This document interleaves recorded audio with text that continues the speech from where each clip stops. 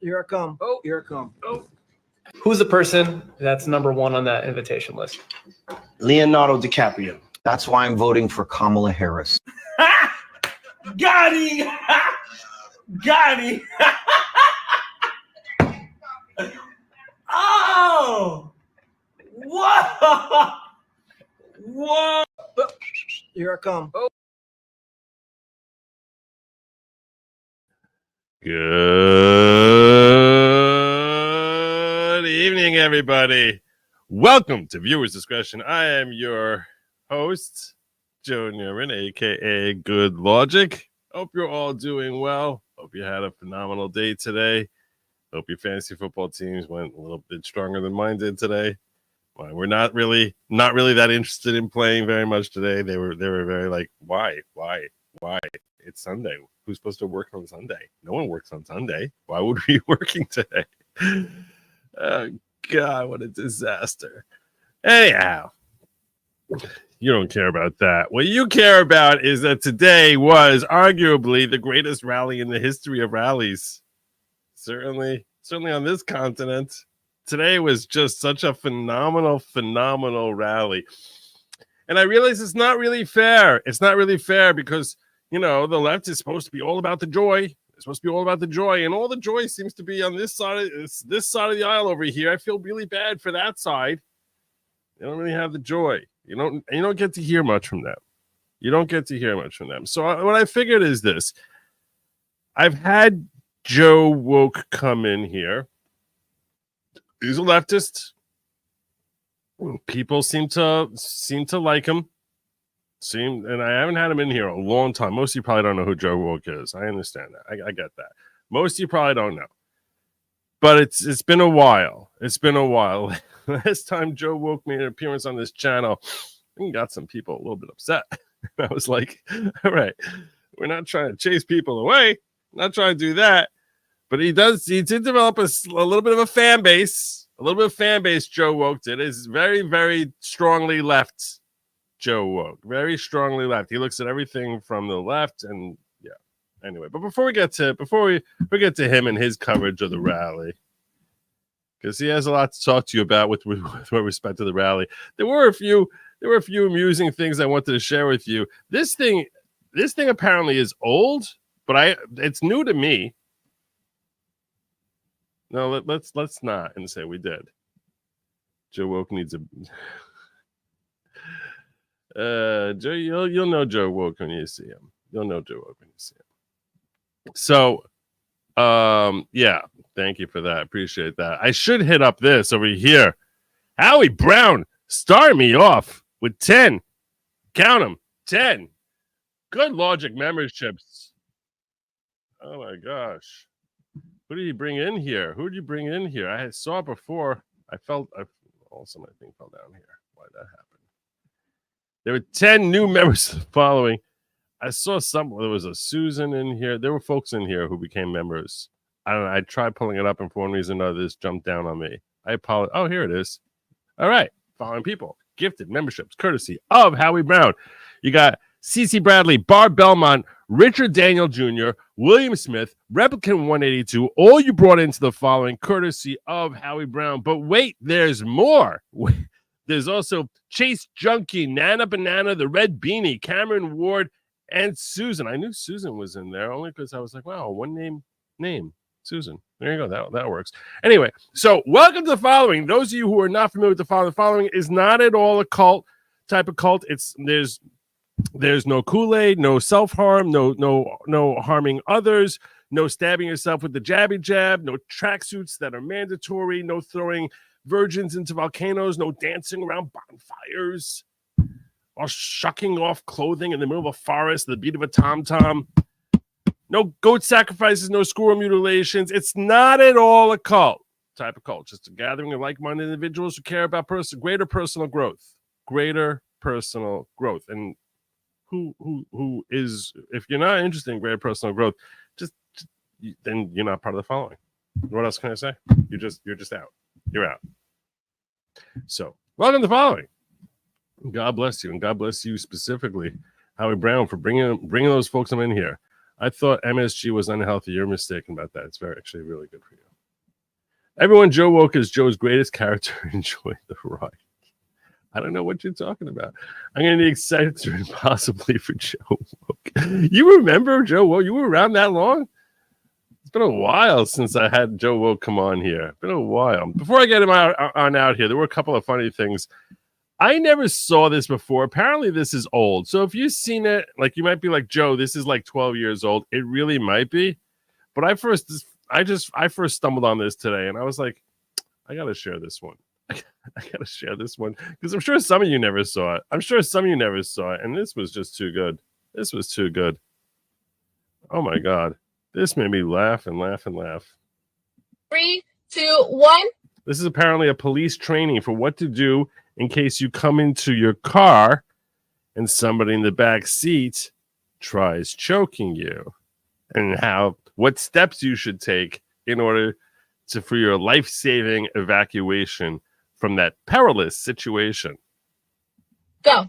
Okay, fingers in. Okay, seatbelt comes off. There we go.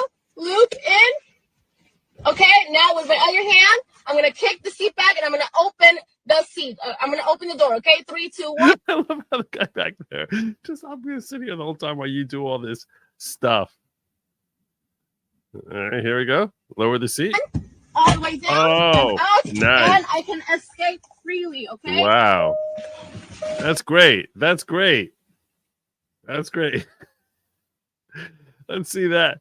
Let's see that in practice. 2 fingers. 2 fingers. Seat down.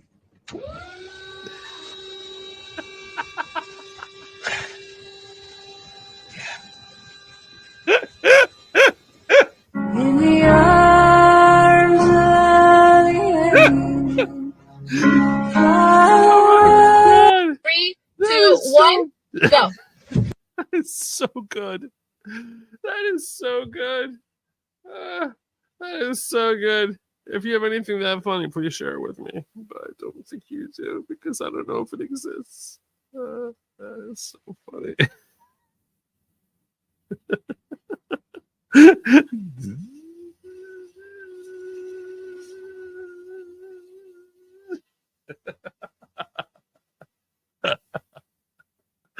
That is so good.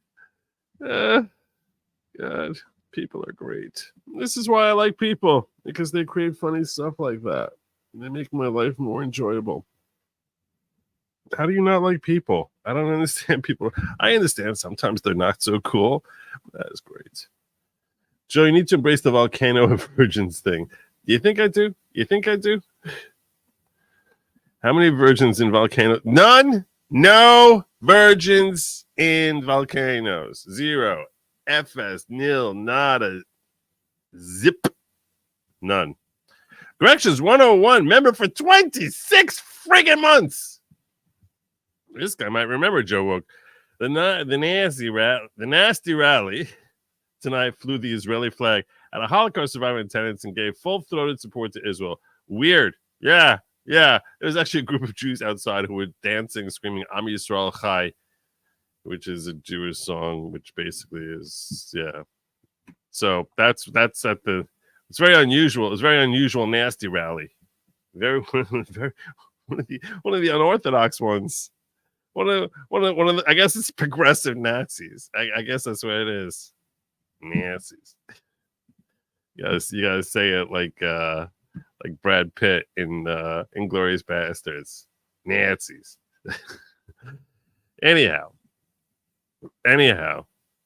more great moments I want to share with you, which I doubt Joe Woke is going to want to share with y'all. So just thought I'd share this with you. Life is really rough for Kamala Harris. Life is really rough. She's aging so poorly over the last couple of months. As a nation, we face real challenges. We carry real. We carry. Cue the music. Oh my God. She was not expecting that to come out so loudly and clearly. As a That was As a so nation, we face real challenges. We carry real. We carry. As good.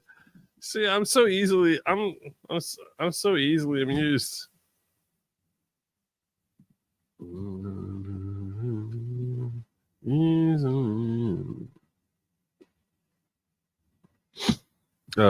What else did I want to share with you? This I think I wanted to save. This I want to save. A couple more things I wanted to save for you. This I could save for later. I could save that for later. Save that for later. Save that for later. All right. All right. I think it's time. Should I bring him on out? I should bring on out. I told you I was going to bring out Joe Woke. Let's do it. I need you to give me a few moments while I go and retrieve Joe Woke. Now a word from our sponsor.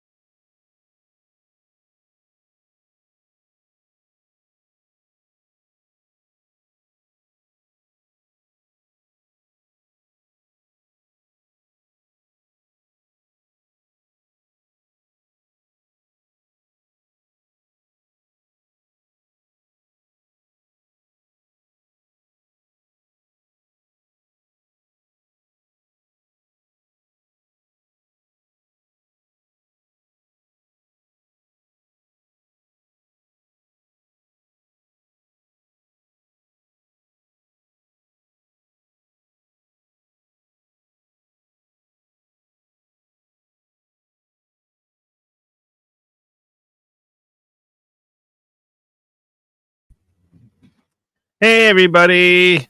How have you been? It's been way too long. That's right. I'm back. Joe Woke, back on Good Lawgic channel, here to break down with you the news that Good Lawgic never wants to share with you because he's too crazy cultist, MAGA dude to actually see things the way they really are. So I keep saying, I want to come on. I want to come back. You need to have me back. Let me come back. Let me come back. And he's like, no, no, no, no, no. But you, the public, kept calling. They said, we need more Joe Woke. Thank you. Thank you so much. I appreciate it. I appreciate it. Some of you might have been wondering what I've been up to for the last bit or so. So I went back to school, got another degree, this one in dance therapy, which no job yet.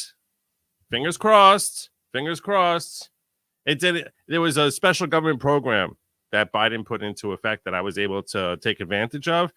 So living on assistance right now, but fingers crossed. Fingers crossed. Right now, I mean, I've got a job over at the diner, but it's been a little bit of a struggle. It's been a little bit of a struggle. Kind of scary right now. What's going on with the election? Some of the numbers that are coming in are not as good as. I can't even believe how many people are like in love with a fascist. It's kind of crazy to me. I don't even understand where they're coming from. Why would people be voting for a fascist? He's a fascist. He's the fascist, racist fascist. I mean, okay. Maybe you don't appreciate it. Maybe you don't even understand it so much. I'm going to break it down for you, just how dangerous the current situation is. Because some of you, who might be watching, might find yourself on his channel here. Some of you might be wise enough to recognize the danger, really the existential threat to society as a whole that Donald Trump is bringing in here. I like to call him T-Rump. I know it's good. It's a good one. I know it's a good one. So yeah. So some of you might recognize it, but some of you probably living in fear. Some of you probably find the polling numbers, let's face it, a little bit triggering. It's a little bit triggering. It's a little bit upsetting. It's a little bit bothersome what we're seeing going on here. And then we saw this rally today, which was, what was it, the 85th anniversary of when the Fuhrer was in Madison Square Garden. So they said, "Oh, let's come back. Let's come back now. Like this is where we're going back to. Or we're gonna next thing you know, we're gonna be living in horse and carriage buggy days or something like that." I don't understand why are we going back? Why are we going back? We're never going back. We got to turn the page. Turn the page. Well, anyway, I want to break down just so you can appreciate just how dangerous this whole situation is. Let me break down for you. I've got some clips here. And I'm not just here with some bad news, but because I actually have some helpful guidance for those of you like me who are living in fear of what may be coming. Let's face it, what may be coming. So there you have my goddess, Rachel Maddow there in the corner. She's awesome. Okay, let's see. But that jamboree happening right now, you see it there on your screen, in that place is particularly chilling because in 1939, more than 20,000 supporters of a different fascist leader, Adolf Hitler, packed the garden for a so-called pro-America rally. See, they call themselves pro-America also. All these people who are pro-America, obviously they hate this country. A rally where speakers voiced anti-Semitic rhetoric from a stage draped with Nazi banners. When a Jewish protester rushed the stage, the Associated Press reported, quote, "Instantly, a dozen or more stormtroopers set upon him, knocking him down and beating him as he held his head in his arms. Most of his clothing was torn from his body. Later, he was booked for disorderly conduct." Now, against that backdrop of history, Donald Trump, the man who has threatened to use the military against opponents he calls enemies from within, and who has threatened to use the troops to quell what he says are lawless cities, and to use those troops to carry out mass deportations of immigrants, is once again turning Madison Square Garden into a staging ground for extremism. So that's the backdrop that we're all facing here. That's what we're all. That's the reality of what we're living in here. Obviously, that's what's coming. That's what's coming. So a lot of you might be living in fear, might be afraid of what is, and this is what people don't even understand, just how dangerous this whole society is. A lot of people have criticized Tim, Coach Tim. A lot of you have criticized him and said, they call him. In fact, he gets comments like this: "I'm donating you a box of tan." You joke You joke, but you don't realize how serious this is. Did you know that without giving boys tampons, they're not going to learn how to read? They're not going to just listen to Mrs. Walls. She'll set you straight here. They're not going to know how to read. Don't you want little boys? How are they going to learn to read if you don't give them tampons? Listen, this is serious stuff here. You know, if kids are hungry in school, what that does to brain and learning, you're not going to learn to read. So if you're talking about learning to read and closing gaps, then you better take away the barriers for that. If that's tampons, then that's tampons. Right. You have to take away if you're not going to give them tampons, little Timmy's not going to learn how to read. He's not going to know how to read. They need the tampons in order to read. Everyone knows this because sometimes, look, face it.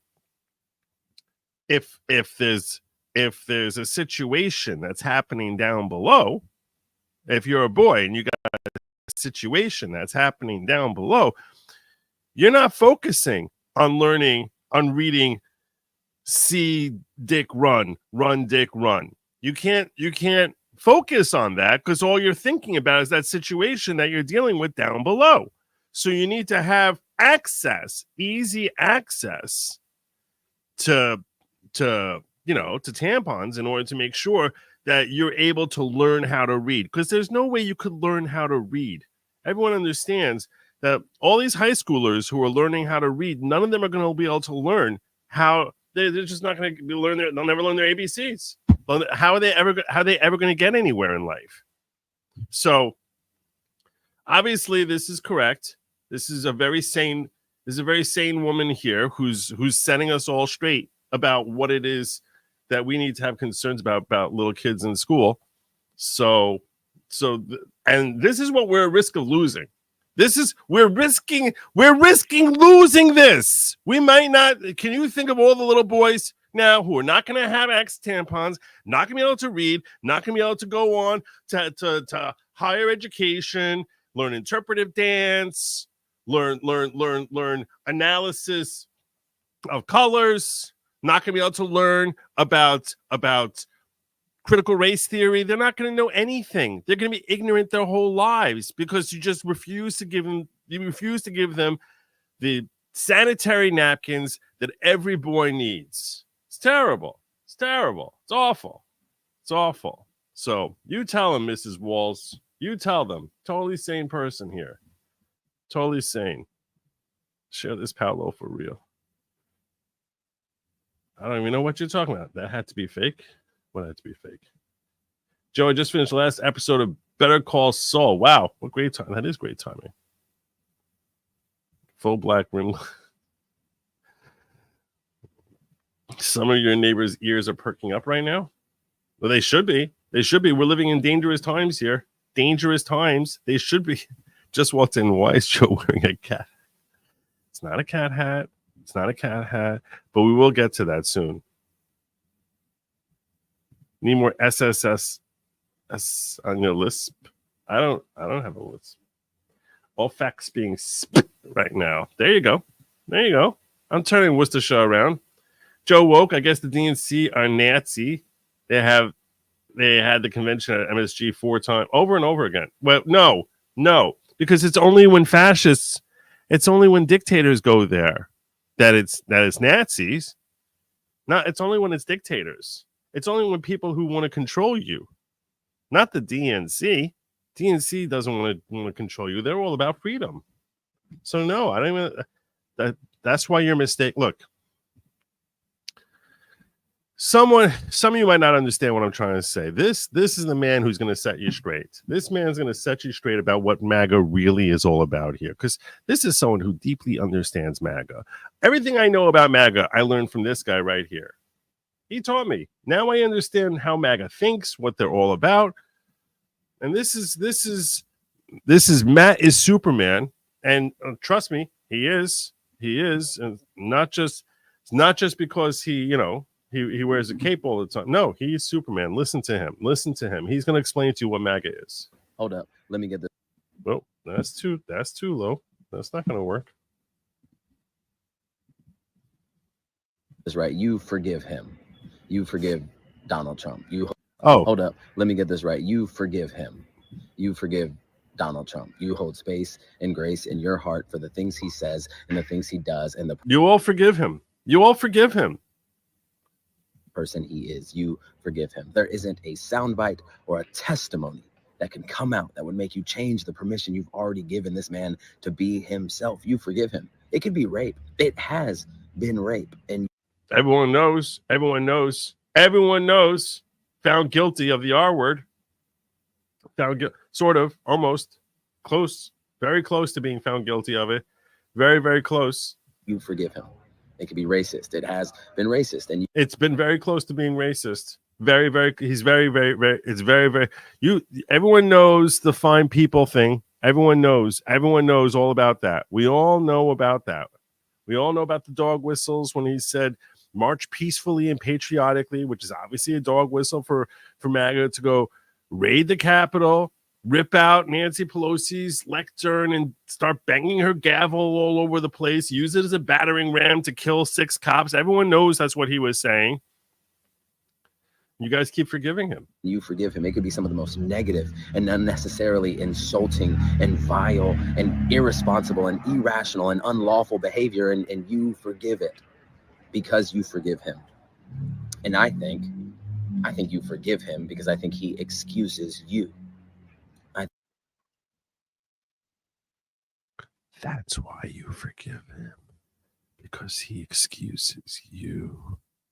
Look deep into your heart. Look deep into your heart.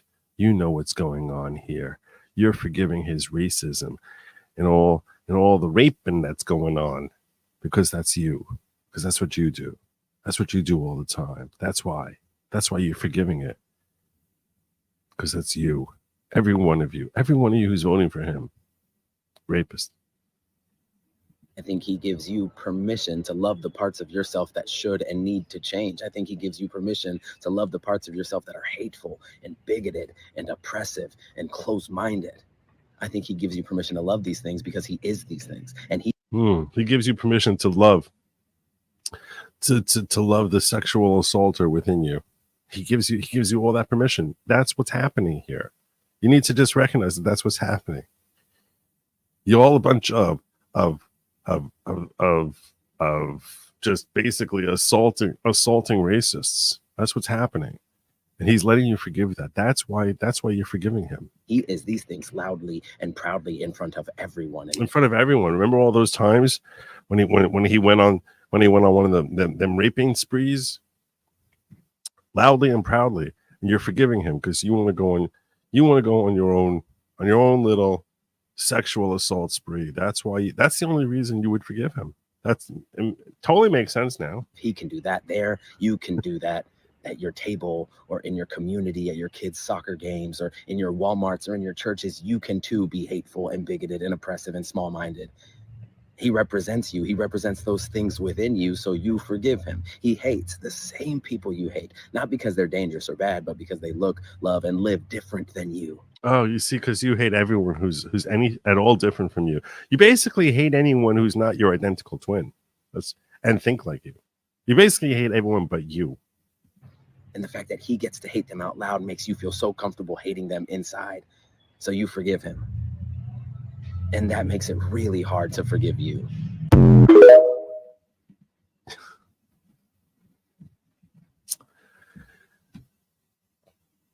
Word. Can you feel the joy? This is such a joyous campaign. It's so joyous. Now, a lot of people, unfortunately, there's a lot of you people who like going around there raping everybody. Apparently, there's a lot of you. There's a lot of you out there who are doing that. And that's why the polling numbers look so bad. So, in case you're like me and you're afraid as to what the future may bring, the near future, the coming future, the future that's around the corner may be bringing. So, I have some help for you. How to survive a second Trump administration. I'm not talking to the MAGA cultists now, okay? You MAGA cultists, I'm not talking to you because you figure everything's going to be all hunky-dory for you when you have Mr. Fascist come back into power. But I'm talking, to the other folks like me who, basically are sufficiently woke to appreciate that we need to love and respect everyone and encourage children to basically explore anything that they might want to explore from the age of 2 or thereabouts. Then we need to bring in as many illegals in here because they're people too. And those folks like me who have concerns, you might be saying to yourself, what am I going to do? What's going to happen? You're living in fear, and you should be. You should be living in fear because Mr. Fascist is very close, very close to winning this election. Not that I really believe the numbers, not that I do, but I have the answer for you. The answer for you comes from this gentleman right here, this genius. This man is a genius. He's figured out the secret to survival in a second Trump administration. So this is not for you MAGA cultists, because you all probably going to be safe. I'm talking about for the good people, not the racists, the good people. This is for the good people, not the racists and the rapists and all the other folk. This is for the good people. All right, worst case scenario, Trump. Well, it's going to be a little louder because you all need to get out your pen and paper. Get out your pen and paper. Because I'm afraid I'm going to forget some of the stuff that he's telling me here. I don't know what I'm going to do if I forget any of this. Get out your pen and paper because he's going to give you a practical guide to how to survive a second Trump administration. Do I got a pen anywhere here? Nuts to me. Nuts to me. Okay, here we go. This is how we're going to survive. This is how we're going to hold. We're going to hold on. Okay, here we go. All right, worst case scenario, Trump gets reelected. Here is the game plan if that happens. The general rule of thumb from now on is, will the MAGA heads use it to attack someone? If so, will the MAGA heads use this to attack someone? Because since he got elected, obviously they're going to go on one of those killing rampages again, like they did the first time. Keep your mouth shut. You no longer. Keep your mouth shut. Rule 1, keep your if you're not one of the racists and rapists and stuff like that, and you're one of those folks. So in that case, rule number 1, keep your mouth shut. Keep your mouth shut. You no longer know that any of your trans friends are trans. I don't even know. I don't even know any trans people anymore. I don't even know them anymore. I don't. He was always Elliot Page. He always was. I don't know what you're talking about. Caitlin? Hello? I remember when she was a cute little girl. I never knew Caitlin was once a man. Really? You no longer know that any of your non-Christian friends are non-Christian. I don't even know any non-Christians. I only know Christians. That's all I know now. That's all I know.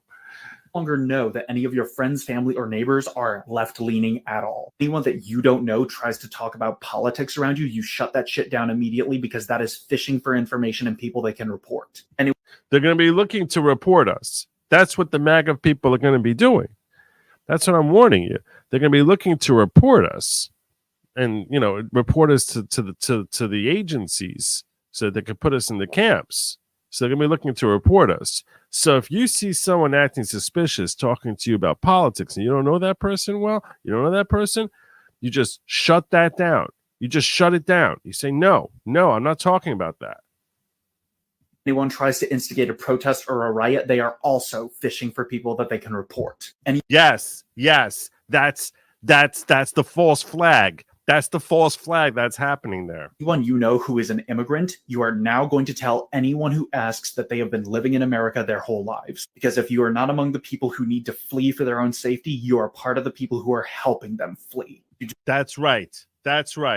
Every person in this country has been here their whole lives. Everyone. That's what it. I know he doesn't speak English. I understand that. I get that. But okay. He's He's living in Iowa, never learned a lick of English, lived here his whole life. You do not brag about the people you have helped. You do not tell others about the people you have helped. Which is, it's going to be very difficult for me because I'm continually bragging about the people I've helped. I go around telling everyone. See, this is the hardest part for me. He's saying, don't go around telling people about the people I helped. Why would I help anyone if I can't tell everyone about it? I don't understand what the point is. Why would I bother helping it? The whole reason I'm helping people is that I can tell everyone how much I helped. Why? How am I not supposed to? What am I supposed to do now? What am I supposed to do with this? My whole life is going to be in turmoil. I can't tell people about the people I helped because I could. Why should I help anyone? Why would anyone help anyone if I can't go around telling everyone, hey, that guy, I once loaned him $4. If I can't tell people that, why would I loan him the money? He's not going to pay me back. Why would I do that? I don't understand. Brag about the people you have helped. You do not tell others about the people you have helped. I don't tell anyone. I can't brag about it. I can't tell anyone about it. I'm done with helping. I'm not helping anyone anymore. That's it. There's no point. You keep your mouth shut about all of it on every single possible forum. Anyone asks you about politics, you reply, who has time to talk about politics? I'll write that one down. Who has time to talk about politics? Okay. There we go. And nothing else. Someone asks you your opinion on global warming. You say, I don't talk about politics. I gotta write that one down. Global warming. That's who has time? No, that's I don't. Wait, what was that? One more time. Someone asks you your opinion on global warming. You say, I don't talk about politics. I don't talk about politics. Okay. I don't talk about.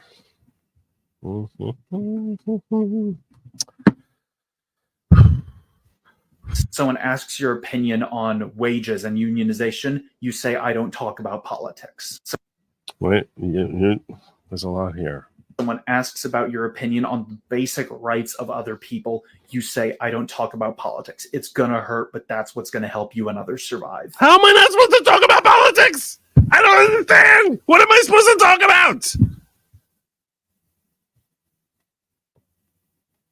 My high-pressure therapist tells me that I'm supposed to be talking about politics as much as possible to help relieve some of the stress that I have about the fact that I can't get a job because no one wants to hire someone for dance therapy. That gives me a lot of agita, gives me a lot of frustration. Now this guy's telling me in order to survive, I can't even talk about politics. What am I supposed to do? I need to say space. Let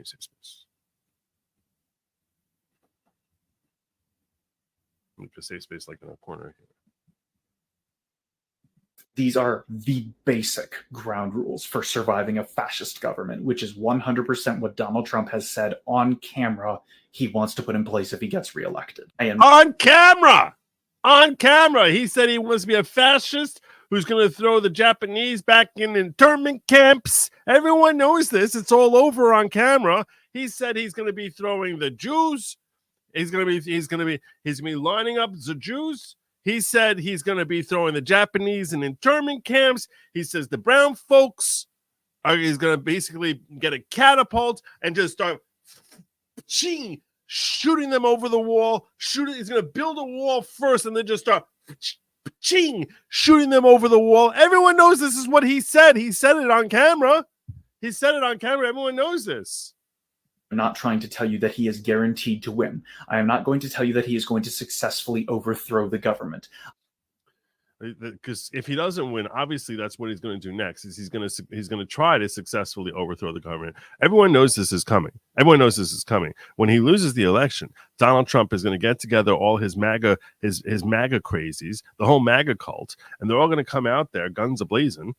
Guns a-blazing. They're going to go into the Capitol. They're going to take over all the major cities. Next thing you know, they're going to take over the food and the water supply. Then they're going to take over the military. And the next step will be to institute martial law. This is what MAGA is planning on doing because that's what Trump has said on camera he's going to do. This is what's going to happen. You need to be prepared for this. I am telling you, these are the things that are going to happen if he somehow does wind up back in the White House, and what you need to do to prepare. And I appreciate it. I appreciate it. I'm much more prepared now. And finally, you may not like it, but get yourself firearms training, firearms safety training, and stay strapped. Because worse comes to... Whoa. Okay, now this is crossing a line. This is crossing a line. Okay. First and foremost, okay, I don't even know. I don't know the right dealers to get me one of those to get me one of those JK-47s or whatever the guns, whatever they have, to get me to get me one of those Smith Wesson things, or to get like a C-19. Or P119. I don't even know where do people get some. I don't know if they take 7.52 bullets. I don't know if they take. I don't know if it's 9 millimeters. I don't.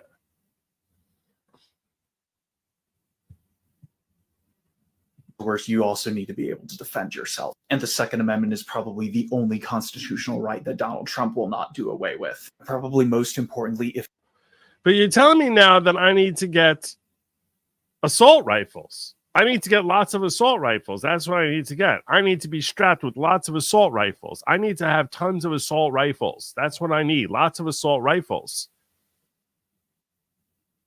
I need to have so much assault rifles.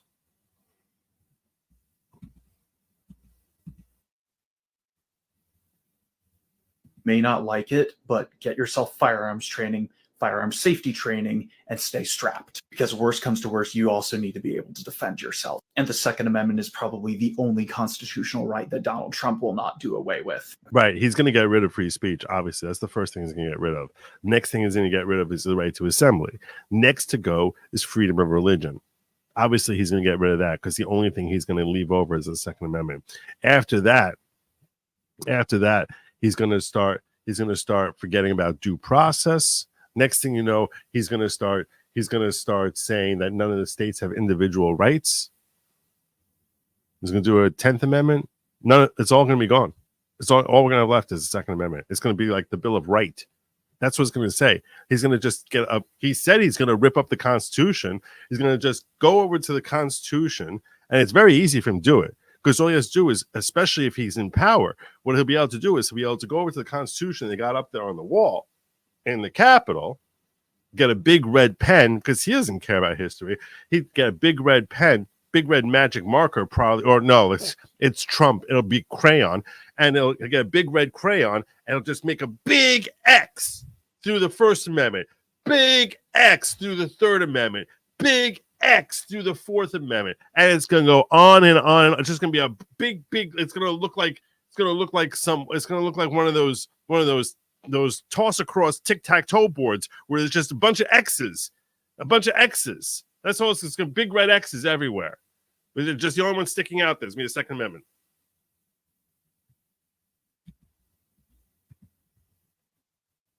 Safety training, and stay strapped. Because worse comes to worse, you also need to be able to defend yourself. And the Second Amendment is probably the only constitutional right that Donald Trump will not do away with. Probably most importantly, if he does get elected and you talk about your personal politics anywhere on social media, you need to delete that account in its entirety immediately. Whoa. Okay, now I gotta delete my Joe Woke account. I have to delete my Joe Woke account. You know how long I spent building up those 37 followers under my Joe Woke account?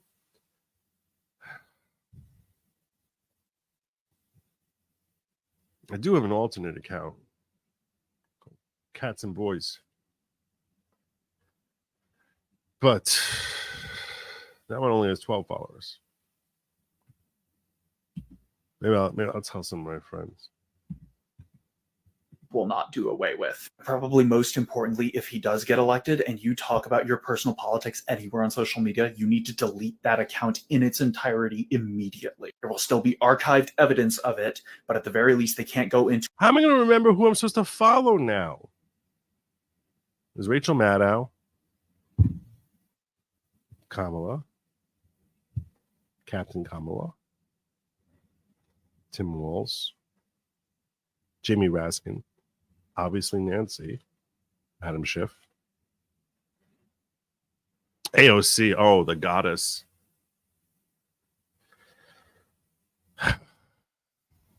Joy Reid, Hillary, yeah.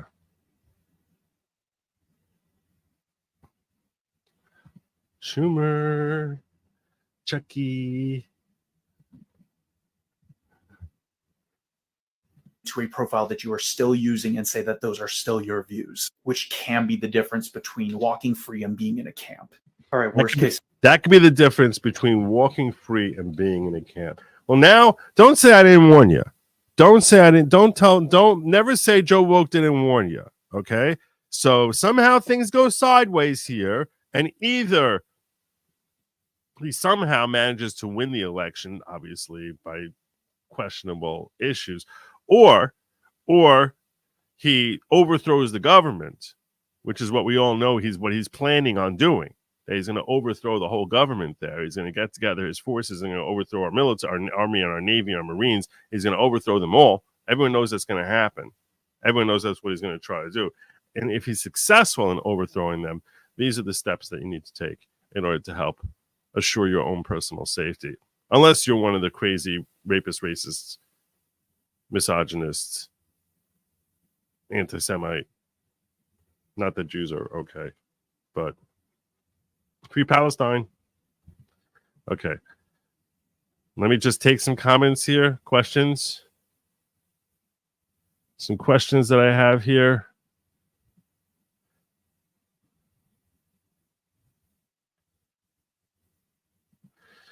If little Timmy needs a tampon to read, he's obviously doing it wrong. It's probably better they don't learn to.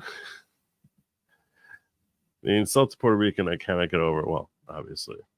You see Tony Hinchcliffe's bombing at Tea Rally. Some of it. Sent link to X-Vinch to 1 minute. It's rough. Yeah, I saw. I think it was a CO removal trial. All he says is a dog whistle. It was a completely dog whistle. Everything was a dog whistle. It was. Joe, my default Dem friends who I still love death posted their F MAGA I voted pics today. So F it, I may have to put something on Trump flipping New York. LOL. Please forgive me, woke Joe. Always. No open yelling at toddlers in strollers. That was kind of crazy. I know people that literally believe this and have cut all contact with me in the last week because they suspect I'm MAG despite never mentioning it. What was the tell? What was the tell? Did you insist on your kids keeping all of their genitalia? What was the tell? What was the tell? Dems fear of Trump mirrors their fear of the 13th Amendment. I heard Walls ate lamb meat and Harris ate smugs. Obviously, this guy is a survivor. Clearly, this guy here, this guy knows. He knows how to survive. This is a survivor right here. He's got his game down serious. Catapult. Love this guy here. He's been pulling it out. I like it. Let's go pro Second Amendment to own the cons. With the second, we can get back to first. There you go. There you go. This guy ate both the lamb meat and some bugs. Next thing you know, Trump burns the 16th Amendment and the government won't tax it. He's going to take out the 19th Amendment. Everyone knows that. women are never going to vote again.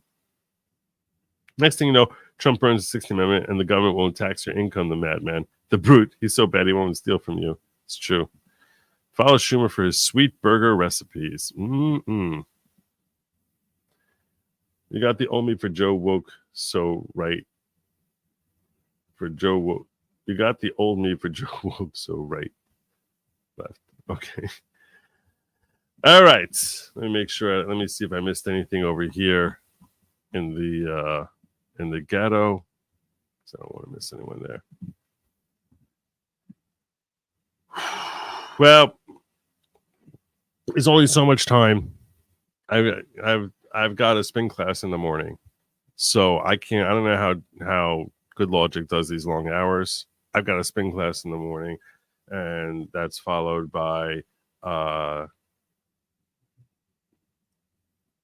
was a Beverly Cleary reading session. My reading group is supposed to be tomorrow at 11. So I need my beauty rest. So I'm gonna turn the reins back over to good Lawgic, and he's gonna give you the rest of the show here. Was there any? Let me just make sure there wasn't anything else I had to get to you guys before I get on out of here. Is there anything else? This we got. All right. No, I think we're good.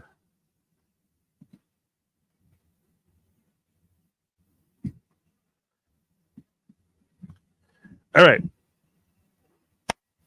Until next time, make sure you get out there and vote. And go team. Go team. No fascism. No fascism. Bring good Lawgic back.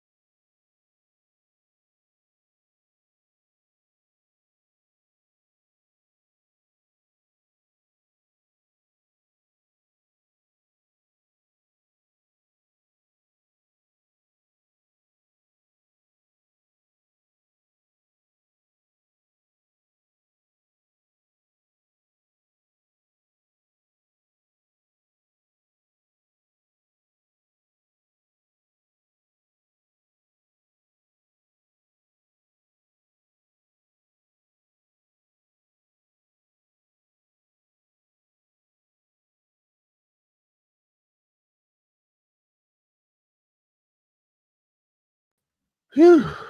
Well, that was certainly educational. I hope you all learned something there. Ugh. Whew. It's only take 5 minutes. Joe Oldham changing shirts takes. I don't know what that means. It sounds funny. I don't know what that means, but it sounds funny. All right. I got a whole bunch of clips I wanted to share with you all here. I don't even know what to make out of this one. We're going to cover the rally really soon. We're going to cover the rally really soon. But before I do, I don't know if this guy, I don't know who this guy is. I don't know where he got the cojones to do this. But I say power to him. Hey. What? He probably Do not get up in my face like this. You do not want to be playing this. We can't talk man to man. We can't talk man to man. No, we cannot. I don't think that's possible. That's not possible. Why? I don't think it's possible because there's only one man standing in this aisle right now. Now sit I like this one. down, little miss. And Before I go ahead and I'm going to go ahead and get TSA to come on this plane and haul you off. You want to make that big of a show about it? Why would they haul me off? You want to make that big of a show because you're not. You identify. Yeah, that's why they're going to haul you off, because you identify as a male. Keep telling yourself that, darling. Confirming the And document that I have. you don't want to identify me as such? The government chose what to identify you when you were born in a hospital. They wrote M or F next to your birth certificate. Okay, That it's is my that, life. That was dictated by a power much And it's greater my than life, mine. and I don't all right? feel that way. A higher The illness appears to be primarily mental. power like than me. I'm a I'm man, not the so I'm a authority. man. I'm not the authority that assigned you. You need what to you get- were she need to assigned. get It's up out of someone his much face. Authority more at all. powerful. She need to get up out of his Yeah, face. I agree. Thank you, sir. If you Goddamn right. hey. What? Kudos to that guy. The cojones on that dude. The cojones on that dude.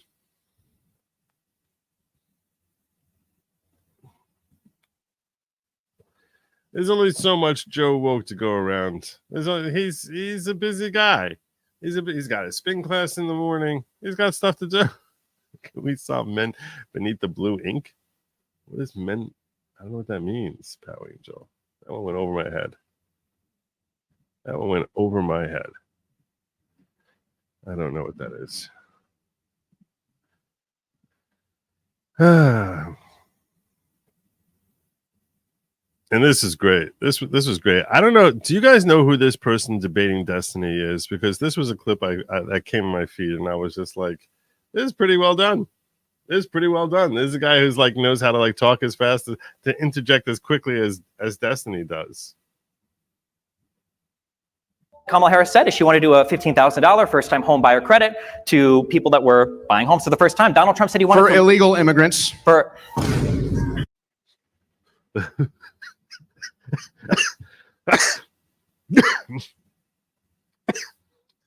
the timing on that pow was like it really, you felt him getting smacked in the face.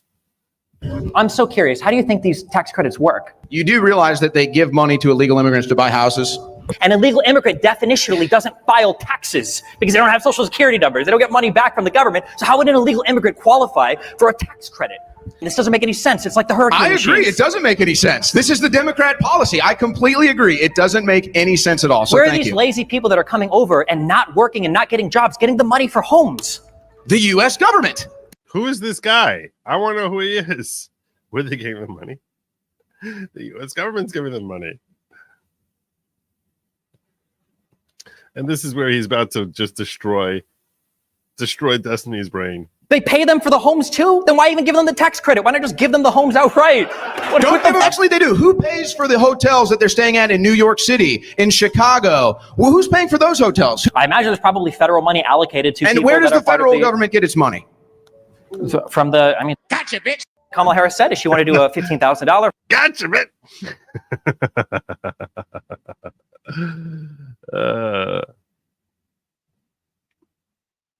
Yeah, well, it's impressive how she was able to chest bump. Shout out to South Carolina and the Patriots. Amen. South Carolina rocks. Big fan of South Carolina. Actually, they gave out TIN to illegal immigrants. I don't know what TIN is an acronym for though, so I can't really. I'm not sure what that's an acronym for.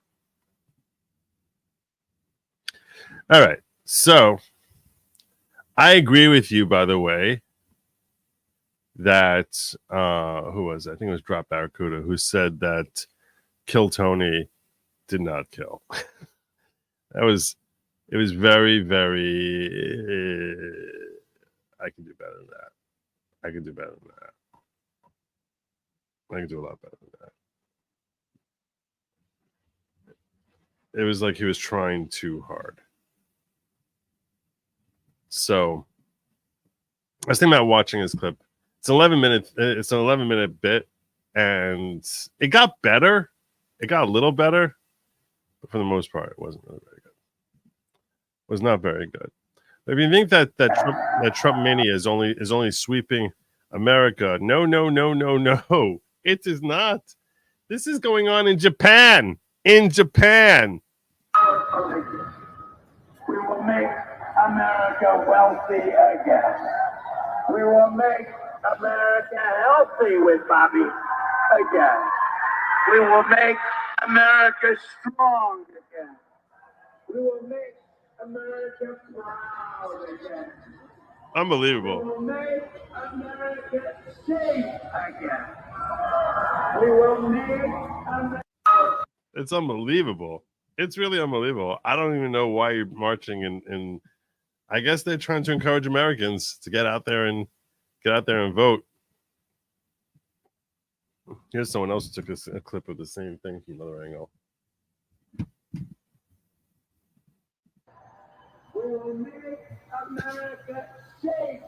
All right, I think we got the point. I think we got the point. So, if you want to see someone who was fire, though, I'm going to start with someone who was fire. I gotta tell you, I had no idea how old this guy is. I can't even imagine how old he is. He's got to be in his 60s. He's got to be in his 60s. But today's rally in Madison Square Garden, Kill Tony aside, was pretty much fire. Pretty much fire. And you need to see Hulk Hogan. You need to see Hulk Hogan. This guy was unbelievable. Unbelievable. Hulk Hogan. Oh, that's loud. I also don't want the music. I don't want the music because the music is going to give me some sort of stupid clip thing. I apologize those of you who watched the show late yesterday.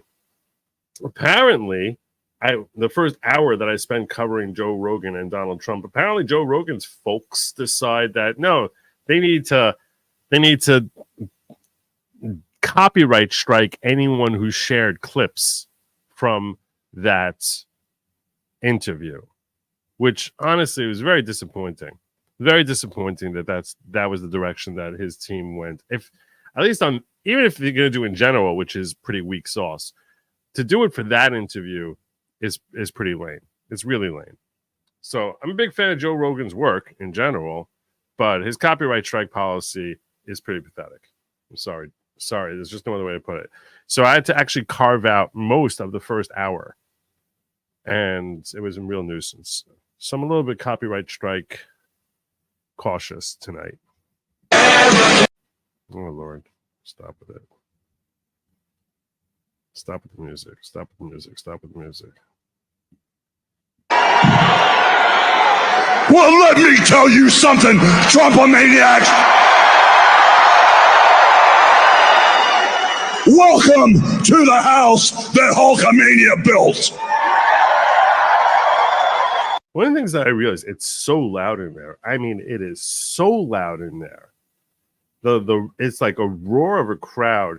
I never really thought about it. This is a massive difference between an indoor stadium and an outdoor stadium. When he does rallies, usually they're outdoors. This is indoors, so you really can feel that reverberation. And one of the things that I recognized is that most of Kamala's rallies are all indoors. So to the extent that they sound loud, yeah, they don't sound anything like this. But the reason they sound loud is because when it's indoors, it's much louder than when it's outdoors. Much loud. It's not even close. Besides the fact that I think they likely pump in some. I think, to be fair, they probably both pump in some added rally screams and stuff like that. Like, why wouldn't you? You know something? Usually when I'm in Madison Square Garden, I'm body slamming giants. I'm winning world heavyweight titles, and I'm cracking people over the heads with steel chairs. And the energy in Madison Square Garden is off the Richter scale. But today, Trumpomaniacs, the energy in here is something like I've never felt. The energy of all these Trumpomaniacs is the most powerful force in the universe. And today, this is Donald Trump's house, brother. You're nuts. You're nuts. You know something, Trumpomaniacs? I don't see no stinking Nazis in here. I don't see no stinking domestic terrorists in here. The only thing I see in here are a bunch of hard-working men and women that are real Americans, brother.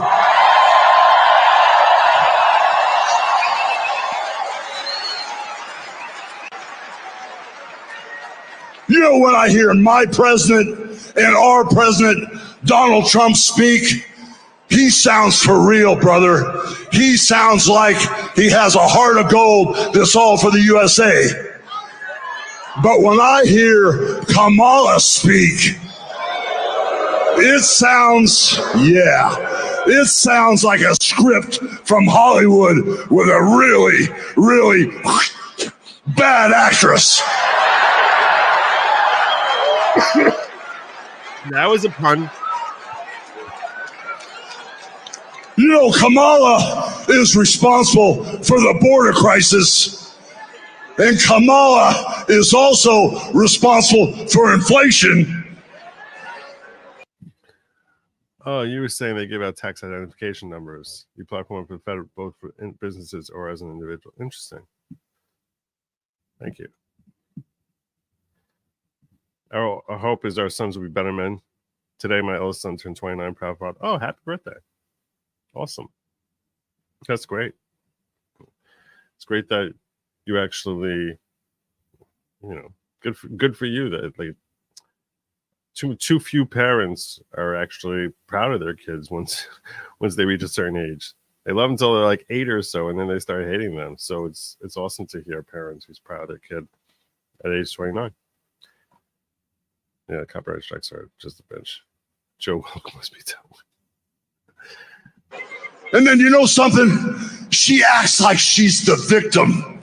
And then all of a sudden, she flips, she flops, she spins and turns it around and acts like she's going to be the damn hero. But we all know Trump is the only man that can fix this country today. And with Trump as our commander-in-chief, peace through strength will fix all the problems in the Middle East.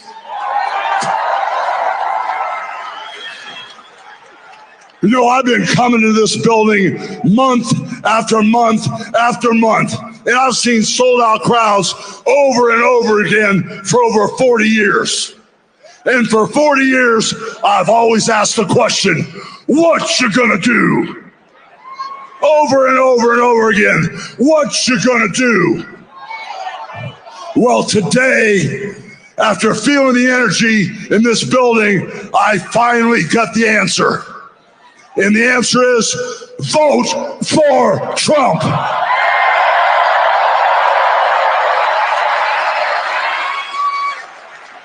So now, I got a couple questions for you. What you gonna do about the border invasion? What you gonna do about inflation? What you gonna do about keeping America safe, brother?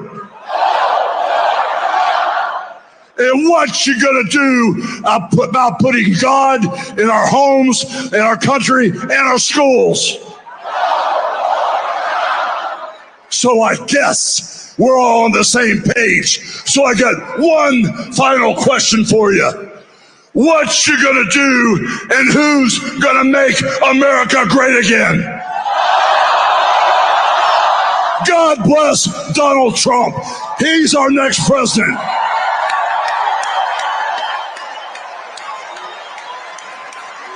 Just comes out with 5 minutes of fire from Hulk Hogan. Unbelievable.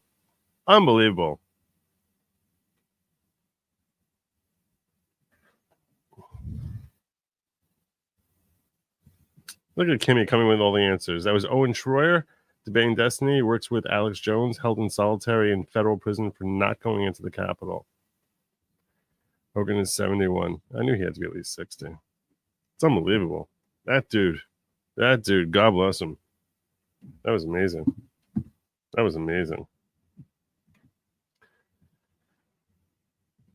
But that was just part of tonight's of the festivities. That was just part of it. I want to check out Donald Trump also. Before that, yeah, we'll do this now. Let's do Tucker Carlson. Let's do Tucker. He made some good points tonight. Tucker.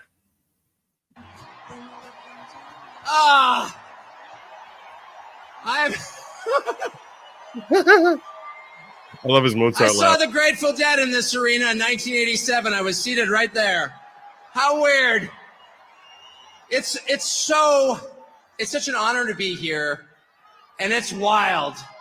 Just another day following Bobby Kennedy Jr. at a Donald Trump rally in Madison Square Garden. I mean, what? That's totally normal. Liz Cheney's out there with Kamala Harris. And there's Bobby Kennedy calling to protect women's sports at a Trump rally. It's a realignment. It's unbelievable. And the fact that it's here is even sweeter. Imagine if you're, and just pause for one moment. Imagine you're Donald Trump.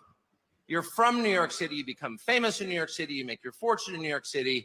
And all of a sudden, the leadership of New York City decides they're going to destroy you because they don't like your politics. And so yeah, boo. Imagine if that were you, though. And they try and take everything that you have. They try and put you in prison. They try and put your children in prison. If that happened to you, how often do you think you'd be going back to New York City? How about never? And yet he's here. It's like getting thrown out of a bar. And you think to yourself, well, you know, all my friends are in the bar. And you approach the door and there's the bouncer like, you're not allowed in here. But from behind the bouncer, you hear the cheers of your friend, come on in! And the bouncer hangs his head in shame. Ugh. He's embarrassed that he's working for the man trying to keep the most popular person out of the bar. And that's Donald Trump back in the city that produced him with no embarrassment at all, in a room full of his friends. The stones that takes, the bravery that takes is incredible. Donald Trump's going to win. He's going to win. I know that that's true. Why is Donald Trump going to win? The people he's about to defeat have no idea. And they're panicked. They have no idea why people like Donald Trump. They really, really don't. They think like that idiot over there who I shared with you, close to an hour ago now, who's like, oh, it's because this way you get to love the person. Oh, sorry, that wasn't me. That was Joe Woke. What was I thinking? That this way you get to love the evil part of yourself. That's what they literally think. I mean, the insanity of those folks is just astonishing. They have no conception. They don't understand anything about MAGA. And you would think that if they tried, you know, some of them like sort of step outside their own stupid lane for a moment and just think like, okay, how is this whole thing working? It really would have been so much easier for them to try and derail him. They did the exact every step they took was moronically predetermined, predictably only making him stronger. And their first theory was, well, Donald Trump is evil, so half the country's evil also. And that's one of the reasons they spent the last 4 years trying to destroy the country, because they're mad at its voters for liking Donald Trump. How much easier would it have been just to pause for 20 minutes and ask yourself honestly in some silent place, why do people like Donald Trump? And if they had been honest enough to ask themselves that question, they would have come up with the two main reasons, and here's what they are. The first reason that people like Donald Trump is because he likes them. That's why. And it's real. Affection is something you can't fake. I don't care how many times Kamala Harris would tell me she loves me. I don't believe her. No one does. I saw her kiss her husband with a mask on. A mask on. That's her version of love. It's fake. It's not real. They spent 10 years telling you Trump is a hater. Do you feel that on him? No, you don't. Because it's not there. I've spent a lot of time with Trump. And there's not one moment I've ever been with him off camera where he's spending his time grousing about people he hates. Ever. He's talking about the people and the country he loves in his private time. Trust me. And people know in a country that has been taken over by a leadership class that actually despises them and their values and their history and their culture and their customs, really hates them to the point that it's trying to replace them. They know someone who actually has affection for them, and that's Donald Trump. And it's requited. It's requited. They know. When he goes to McDonald's and serves fries, like, he's not faking that at all. That's why that worked. Well, he was sort of faking that. He was sort of faking that. The reason that worked is not because it came across as being real. The reason it worked is because it was funny. That's why. The reason it worked is because it was funny. That's why. It showed a certain humanity that he's gonna like spend the time he's gonna invest the time in making a mockery out of Kamala. So that's why it worked. Everyone knew it wasn't real. I mean, there were fake customers, fake order, nothing there was real. But there's a certain humanity to the fact that he would actually make that kind of display. That's what was endearing about it. Democratic media consultants like, how is that working? Because it's real. That's why. And the second reason that people love Trump, and I put myself in this category, it's why I'm here today, is because he's liberated us in the deepest and truest sense. And the liberation he has brought to us is the liberation from the obligation to tell lies. Donald Trump has made it possible for the rest of us to tell the truth about the world around us. And that's the single most liberating thing you can do for people. If you want to enslave people, if you want to degrade them, force them to tell lies. And they have. They forced us to lie about everything at gunpoint, effectively. They put people in prison for refusing to lie. And not just the obvious lies that men can become women or Vladimir Putin blew up the Nord Stream pipeline. No, honestly, he did. January 6th was an insurrection. They were unarmed, but it was very insurrection-y. Not even the obvious ones, but the big lie. You know what the big lie is? The big lie is that they're impressive. That's what the big lie is. That the people in charge have somehow earned the right to rule over you, and they haven't. And you know that. These are the single most useless people in the United States. They have no skills whatsoever. They've got 3/4 of the money, and they didn't earn it. They set up a system precisely for the purpose of awarding themselves wealth and power when it's undeserved. You look at Liz Cheney and you ask yourself honestly, what skill could she possibly have that allowed her to send hundreds of thousands of people to their deaths? Did she earn that? I don't think she did. No fair system would make Liz Cheney powerful. No fair system would make Larry Fink rich. No fair system would elevate someone like Kamala Harris to a presidential nomination. She's never been accused of doing anything useful. She has precisely no achievements. She's a nominee without getting a single vote. She is a metaphor for the system they created to make themselves rich and powerful. And then they have the gall to lecture you, the people who can actually change a flat tire and repair a power grid, who have useful jobs, who pay your taxes and work 40 hours a week, lecture you that you are somehow immoral. And Donald Trump has empowered the rest of us through mostly just sticking around in the face of their hate and abuse and persecution. He has given the rest of us the right to call BS on the charade. No, you are not better than us. No, you are not smarter than us. No, you do not deserve what you have. You probably stole it. No, you're not going to bully me into silence anymore. And I can promise you at this point, 9 days out, when Robert F. Kennedy Jr. and Elon Musk and Tulsi Gabbard and pretty much every high school senior and college shorty girl in the country has come out finally say, yeah, I am for Donald Trump, actually. When the entire country has realized there is nothing embarrassing about this, what's embarrassing is to take a perfectly great country and destroy it, as they have. I'm not ashamed. You should be.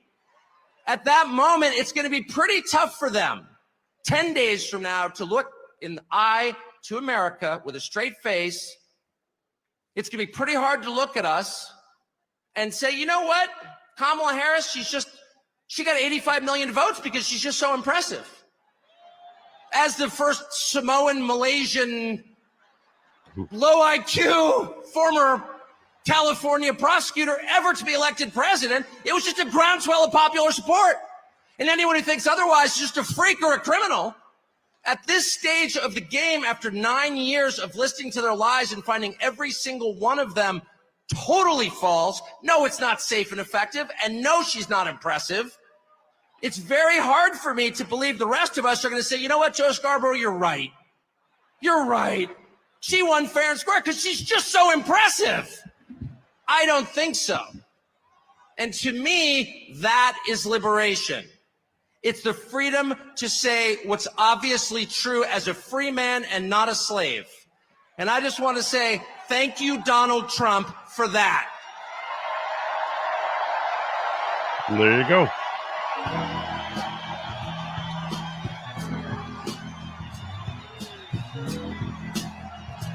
Speaking of freedom to speak your mind on issues. Speaking of freedom to speak your mind on issues and to call out BS when you see BS. I want to share with you two things here before I share any more from the you want to see Captain BS here. Captain BS. This is the best montage I've seen. This was put together by Maze Moore. I assume it was put together by Maze Moore. Yeah, it was. On Maze, it goes by Maze on X. This is Captain BS, Jake Tapper. You might recall him.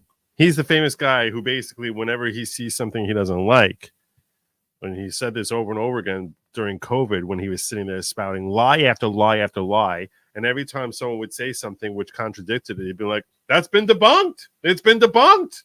What? Wuhan laboratory? Debunked. Everyone knows it's been debunked. Like some freaking AI bot. Here is a montage exposing his BS when it comes to the fine people hoax. Unbelievable work. This is a great compilation. You have it? Okay, I'm being told we have it. Thank you. Run it, please. Excuse me, to protest. Excuse me, they didn't put themselves down as you, and you had some very bad people in that group. But you also had people that were very fine people on both sides. That was President Trump saying that very fine people were marching alongside neo-Nazis and skinheads and white supremacists. I've condemned neo-Nazis. I've condemned many different groups, but not all of those people were neo-Nazis. Believe me, not all of those people were white supremacists. And you had people, and I'm not talking about the neo-Nazis and the white nationalists, because they should be condemned totally.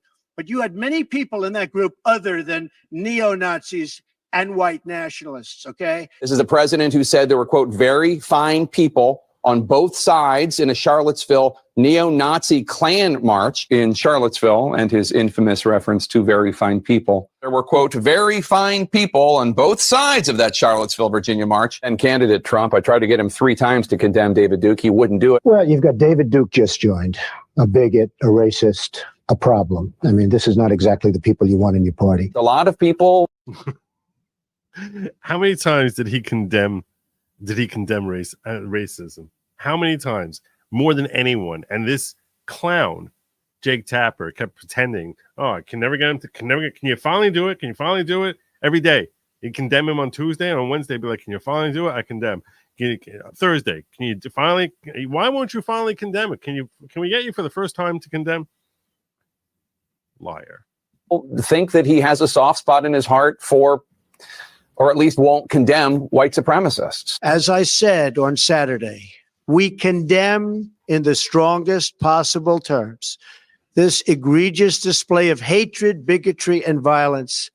It has no place in America. Racism is evil, and those who cause violence in its name are criminals and thugs, including the KKK, neo-Nazis, white supremacists, and other hate groups that are repugnant to everything we hold dear as Americans.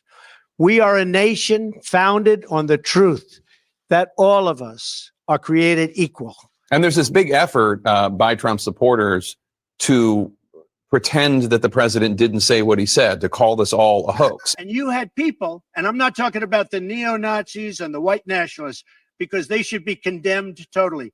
But you had many people in that group other than neo-Nazis and white nationalists, okay? Unbelievable. Unbelievable. It's such a great compilation. Great compilation there by Mace. Good job. Good job. Other thing I want to share with you here, with feeling liberated to speak truth. Climate narrative. Now it all makes sense.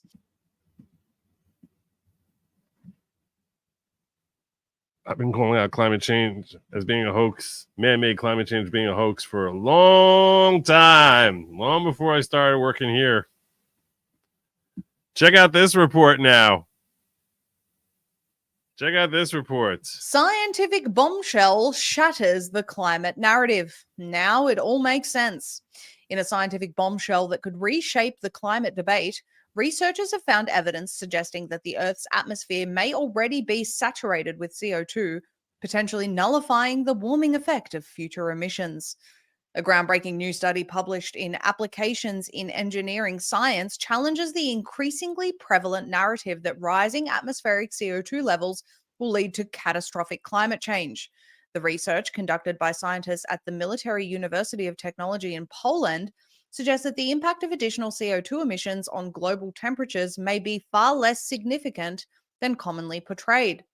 The study, titled Climate Consequences of the Process of Saturation of Radiation Absorption in Gases, introduces the concept of saturation mass, the amount of an absorbing gas above which further increases produce negligible additional absorption of radiation. We're saturated. Critically, the authors note that the current amount of CO2 in the Earth's atmosphere is already about 10 times the saturation mass. This implies that the additional CO2 emissions may have little to no further warming effect, as the gas has already absorbed nearly all the infrared radiation it can within its absorption spectrum. We're saturated. It should be noted that nothing more is happening. unlike the used cuvette, the vertical structure of the atmosphere undergoes changes in both pressure and temperature, the authors write.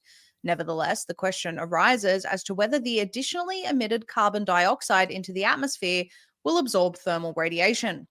The study's findings align with the work of independent researchers like Randall Carlson, who have long argued that the climate impact of CO2 has been overstated, while its benefits are often ignored.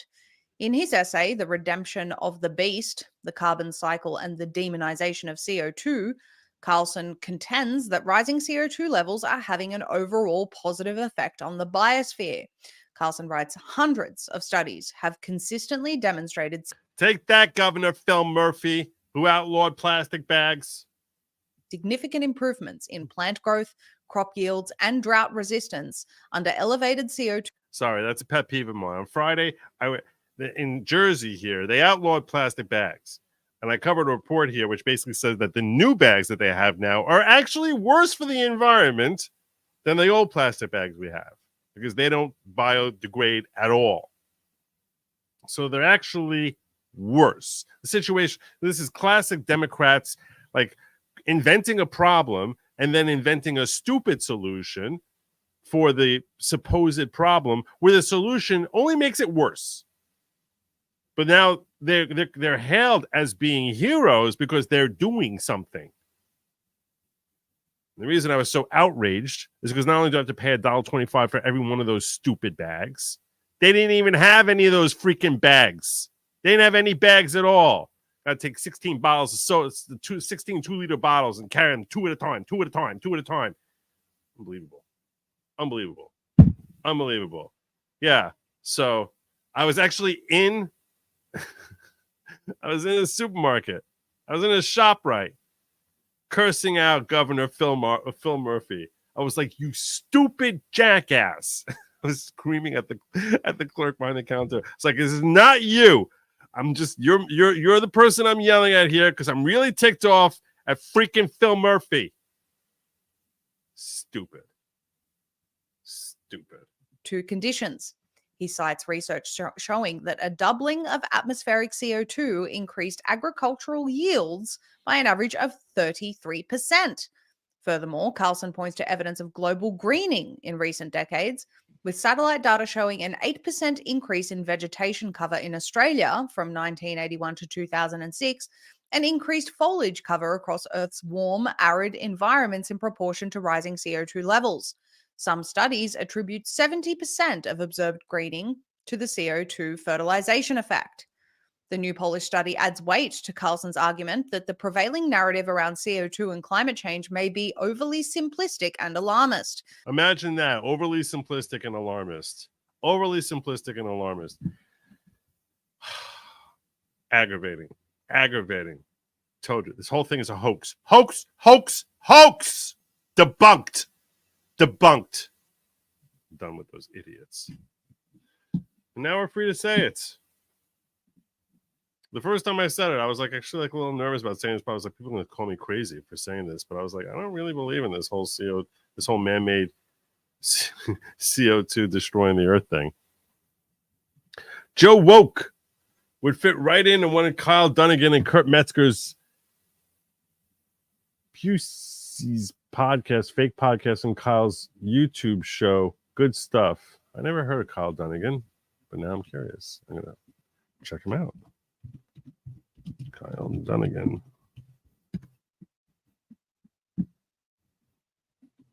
Thank you. Thank you for sharing that. Howie Brown hit me with a 50. God bless you, brother. Thank you so very, very much. You're awesome. Really appreciate the generosity. Joe, he was talking about Trump enjoying himself. Who was talking about Trump enjoying himself? That was 14 minutes ago. Oh, he means at the you're talking about with the McDonald's thing. That's what you're talking about. Okay. Taking his words literally, you can certainly imagine a lot of people on the left saying, how the hell are you trying to pretend that was real? So that was the first thought I had.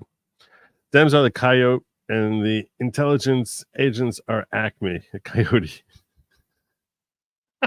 That's a great analogy, Kimmy. The scheming is born out of complex cluelessness, no common sense. That's a great analogy. Bosa was wearing a MAGA hat after the game. Look at that, Nick Bosa. Nick Bosa. Cowboys suck. They're breaking my heart. Greatest speech in living history. It was spot on. Spot on. Are you gonna be able to rescue Michigan, Adam? Are you? I keep warning. I warn everyone. I've been warning everyone. I don't know how.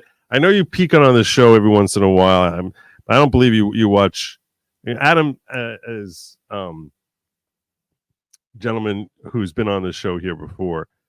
Who's a political activist who's done a lot to try and help the GOP in Michigan. And Adam, I'm going to tell you right now, these laws that Whitmer put into effect in Michigan have me thinking that Jocelyn Benson is going to basically has like a team of people who are creating Harris Walls ballots right now. Like, I don't believe I think that how many people live it? How many people? What's population? Yeah, population of Michigan.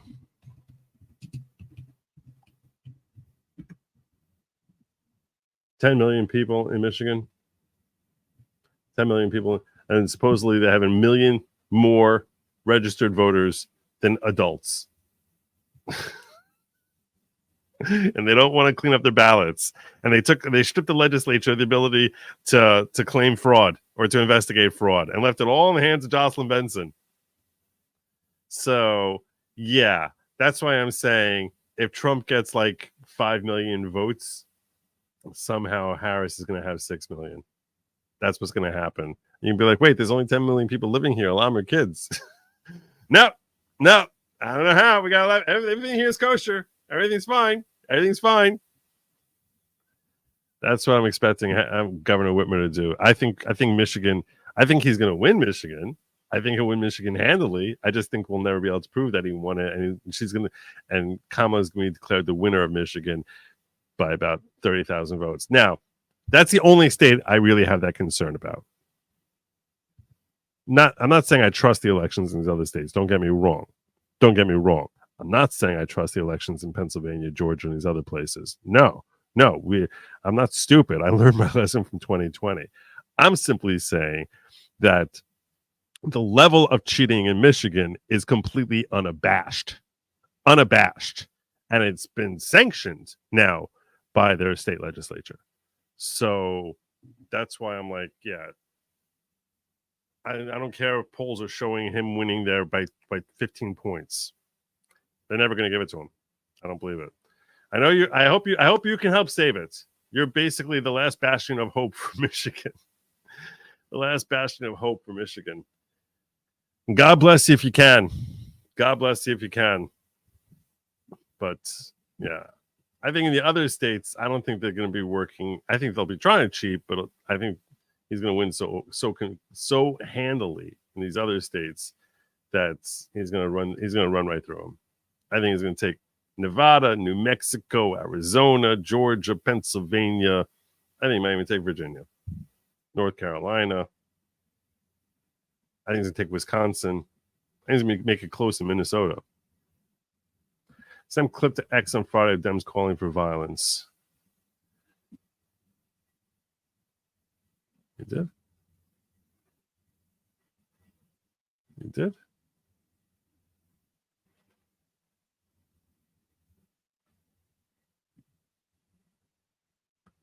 On Friday. It's hard for me to keep track of. Oh, here it is. Oh, you're saying different things where they were saying that we should have violence.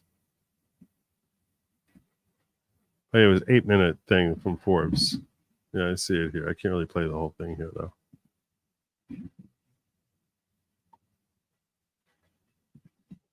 NASA and Elon need to recreate water vapor canopy.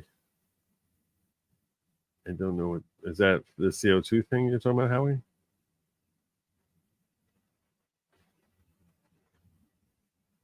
I don't know. I'm not familiar with what the water vapor canopy is. So I'll take you for it. You know the half of it. Dems have been sending billions to political friends to buy votes. The corruption is unreal. We have a long way to do, but we might reclaim the House next week. Hope so.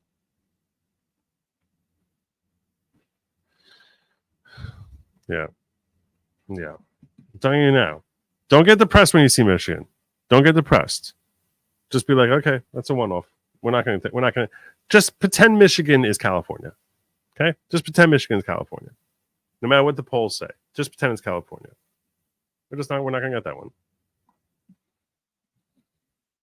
But that's okay. Still going to get 350 electoral votes. Still going to get 350.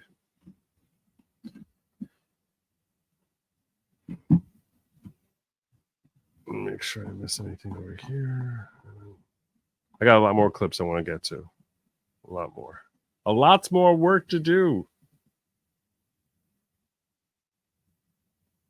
To look at the post you...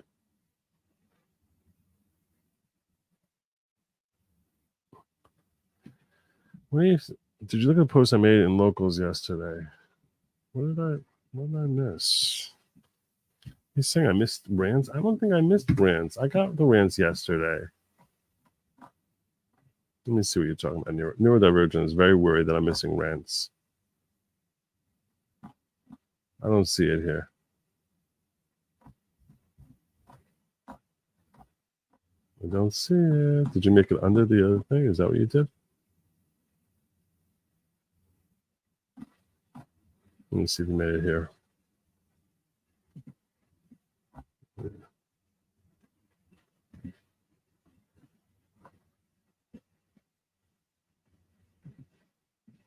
Here it is.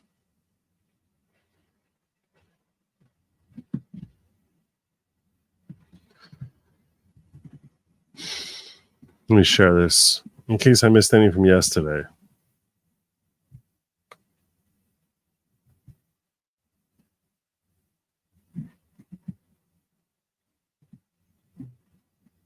Thank you, Neurodivergent. This is what he's saying. I got Denise Ann saying this one. I got Barrett Boy. Soltron said, how come she looks older than Eartha Kitt ever looked? I don't remember that one. That's pretty funny. Her neck is 100 years old. What the hell? I don't know why I didn't see Soltrons.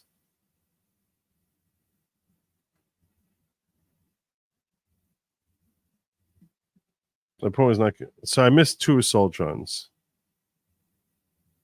I think the other ones I got, though. But I appreciate you calling that to my attention. Thank you so much. Thank you, Newer Divergent. I apologize to you, Soltron, for missing those two. Okay, let's get back into it because there was a lot of fire today. A lot of fire. Let's get to Vivek. Vivek actually made some great. He spoke pretty quickly. He made some phenomenal points that I hadn't really thought about. So let's check out this clip. It's only 3 minutes. The media in the back, they won't talk about this. But they know it to be true. Donald Trump is actually the president who will unite this country, actually. And we don't talk about that enough. It's true. America First includes all Americans, regardless of their race, their gender, or their sexual orientation. Our message to Black Americans tonight is this: we want you, what we want for every American.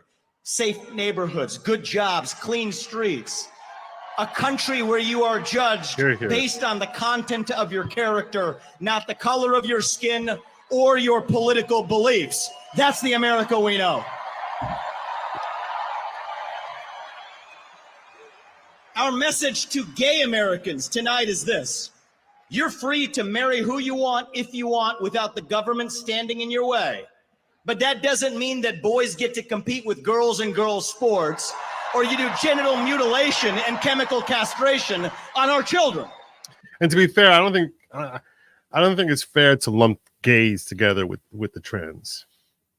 And I think most gays are against all of those things the same way Vivek was saying it. I think that the gay community in general, I can't speak for all of them, but I think a lot of them, from what I've heard voiced from the gay community, or people who, speak out, are publicly gay and speak out on these topics, a lot of them are kind of annoyed by the fact that it's LGBT, that they're sort of lumped together with the T, because a lot of them have the exact same problems that any heterosexual individual has with the idea of sexualizing children, of encouraging them to explore or to question their identity, or all this other, or women in competing against men in sports. Most gay men that I've spoken to on this topic seem to have no different issue with it, no less an issue with it than any heterosexual guy. I think he's lumping together because they're often lumped together, as LGBT. But I think a lot of the G kind of really don't feel comfortable with the T being lumped together with them, and certainly not with much of what their agenda seems to be with respect to children.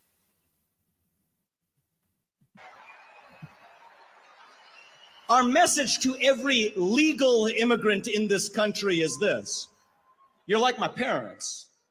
But our message to every illegal immigrant, if you came legally, you get the same American dream that everybody else does. Work hard, Amen. Get ahead, make contributions to this country, love the nation, and that's our message to legal. This is my point, though, Nixie. What I'm saying is this: I think he's going to win Michigan hands down. I think he'll win Michigan by 500,000 votes.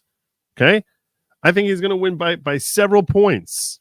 I just think that if he wins by 500,000 votes, they will literally generate 800,000 Kamala votes. That's what I'm expecting to happen. I'm expecting them to literally be printing. I think that right now, as we speak, if it's not already done, there's literally a copying machine that's just just printing out Kamala vote ballots. That's what I think is happening. Or they'll just burn Trump votes. I don't trust them at all, because they literally changed the laws there to make it impossible for anyone but Gretchen Whitmer and her right-hand woman, Jocelyn Benson, who's psychotic, from investigating any fraud that happens there. Why would you do that unless you're planning on engaging in fraud? They stripped their legislature of any right to examine anything. So it's not a matter of that I think he can't win it. I think he'll win it hands down. I just think that they're going to blatantly cheat. You'll see a turnout ratio. You'll see a turnout. This is how you know they cheated. Okay. When you see a turnout of like 92%, that's how you know they cheated. Especially since they have 1 million registered voters who they have 1 million more registered voters than there are people living in the States. That's how you'll know. When you see that turnout number be ridiculously high, because any number over 80 is kind of insane. And every percentage point above 80 is astronomically harder to actually get. You can't get people to the ballot in that type of turnout ratio.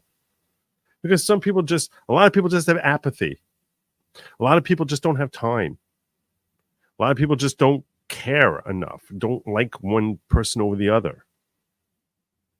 So, yeah, you don't get that kind of turnout. In Australia, where it's mandatory that they vote, they can never cross the 90% threshold. I think the highest they ever got was like 95%. And that's where the law is requiring you to vote. Because there's a certain percentage of people which are just not going to show up. They're just not going to do it.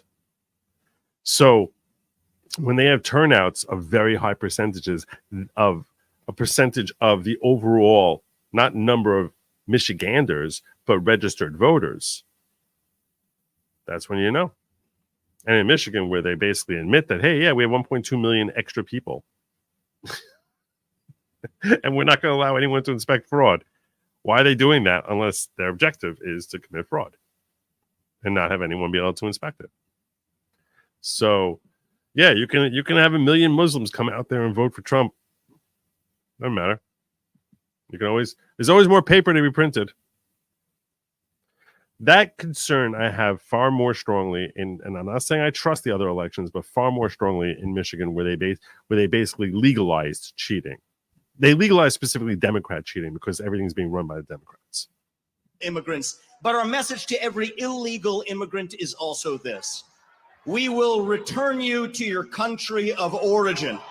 Not because you're all bad people, but because you broke the law. And the United States of America is founded on the rule of law.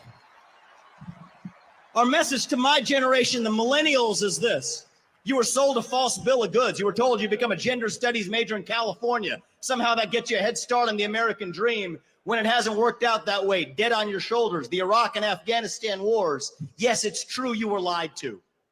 But we can't just be cynical about our country, because this is still the last best hope that we have in the free world. And our message to Gen Z is this: you're going to be the generation that saves the country. You want to be a rebel? 18 years old, stand up on your college campus and call yourself a conservative. Be proud of it. Say you want to get married, have kids, raise a family, and have a good job. That's how we win in America. We don't have to be this nation in decline. We are still on our way up. We're still that country where we will look our children in the eye and mean it when we tell them, you get ahead in the United States with your own hard work, your own commitment, your own dedication, and that, you know what, you are free to speak your mind at every step of the way. That is the American dream. That is what we are running to. And that is what we get when we send Donald Trump back to the White House this November. Thank you. God bless you and the great state of New York. And may God bless our United States of America. Thank you. God bless. Thank you, guys. You watch that speech and you think to yourself, I don't know, 2028, Vivek or JD? I don't know. It's close. It's close. It's close. Vivek or JD?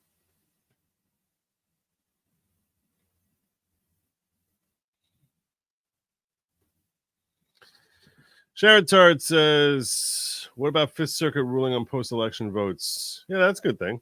Fifth Circuit, that applies to Fifth Circuit. Fifth Circuit is Texas. The Michigan, I think, is in the Sixth Circuit. Big difference. Big difference. What he's referring to is that the Fifth Circuit may issue decisions saying that everyone has to vote by election day. Can't vote after election day. Can't accept it after election day. So, yeah, that's great. But Michigan's in the Sixth Circuit. Rule of law, and we can't afford it unbridled, and no one can afford unbridled immigration. Nobody. Nobody. It is so disastrous. It is so obviously the death knell of a country. How can you possibly have enough hospitals, enough food, enough police, enough fire? You can't have it's like housing. You can't have it. It doesn't make any sense, and everyone understands this. Enough hospital resources. Look what's happening in Ohio, where they're like, our hospitals are overrun. How can you afford it?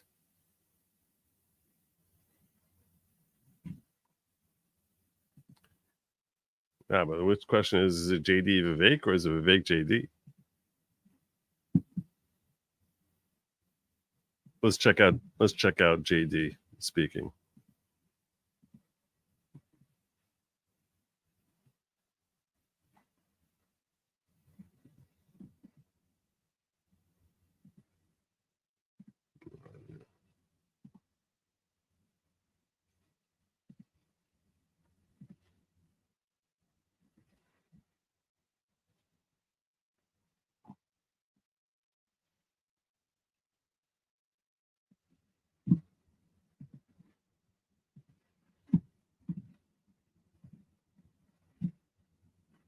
Arena, because I'm going to be a little. Now I'm going to maybe surprise a little bit of the folks in this arena, because I'm going to be a little bipartisan here. I'm going to talk about Governor Tim Walz, and I got to be honest with you, I feel bad for him. No. This is actually the middle of his speech. The beginning of his speech, he talks about how he has the best job in the world because all he has to do is just remind people about how great things were under Trump when he was president. And remind them about the border, how we had the safest border ever, how we had the most prosperous country ever, how we had real wage growth, real dollar growth, prosperity, greater than ever before. All he has to do is remind people as to what he did. And he's contrasting that to what Tim Walz had, the job of Tim Walz. We ought to spare a prayer for Governor Tim Walz, because he's got the hardest job in American politics. He's got to convince the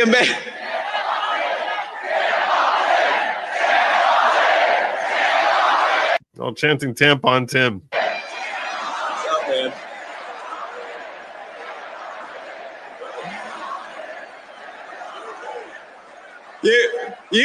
You all can say that. I probably shouldn't say that.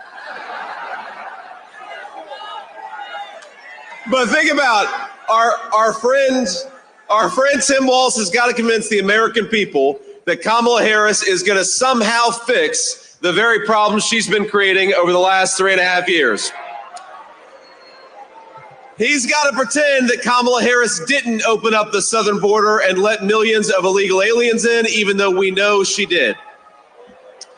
He's got to pretend that Kamala Harris didn't cast the deciding vote on trillions of dollars of new spending, which created the worst affordability crisis in 40 years in this country. And he's got to pretend that Kamala Harris actually has ideas in her head for how to govern the United States of America. Now, if you are the praying type, and I imagine a lot of us are, please say a prayer for Tim Walz, because they're asking him to do the impossible. SCOTUS has to take it. SCOTUS has to take it. SCOTUS has shown that they are cowards when it comes to potentially overturning election results. They just don't want to deal with it. SCOTUS would have to take it. Once they turned down Texas versus Pennsylvania, that was a signal that no, we are not going to overturn an election that's been called. They just won't. So, and it's not going to come to them before that, before the election of that state is called. Welcome to the following: Charles Coe and Tammy Fayette. Following is not at all. It's not the kind of. It's not a cult.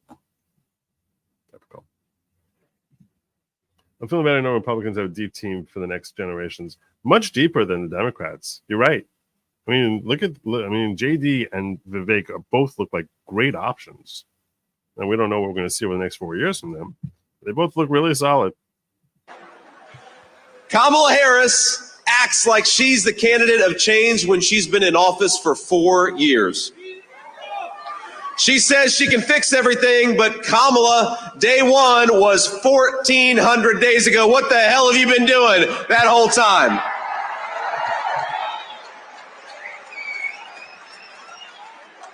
Now, my favorite Kamala Harris moment is that when somebody asks her for specifics on how she'll make life more affordable or groceries cheaper, she'll say, well, I grew up in a middle-class family.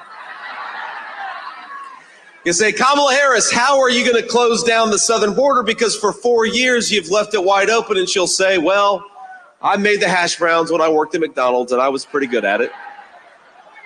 And anybody with a lick of common sense is saying, Kamala Harris, you didn't answer the question.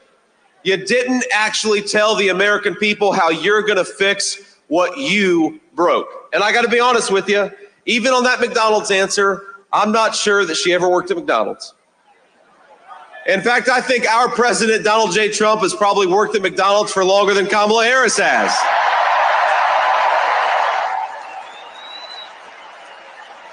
I like that he leaned in on that. Now, I will say, and it's an amazing thing, by the way. It's an amazing thing. That's another thing he mentioned about how Trump, and this is something that when he was talking about how we had the lowest inflation ever under Trump, it's like the contrast between Kamala and Kamala's record, the administration of her and the Biden administration's record versus Trump's record could not be more stark. All of the problems that we've seen under the Biden-Harris administration were exactly the areas of strength of Donald Trump. Strongest border, Donald Trump. What's the biggest problem we have today? The border.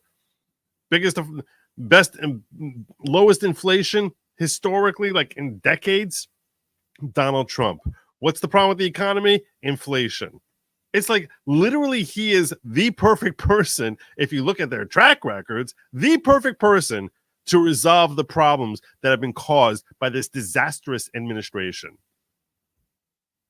And signed off on by Kamala Harris, including her passing the 51st vote on the Affordability Act, which basically is what helped skyrocket inflation. Their stupid spending. I'm going to say one thing in Kamala Harris's defense. She does one thing very well. Well, this is true.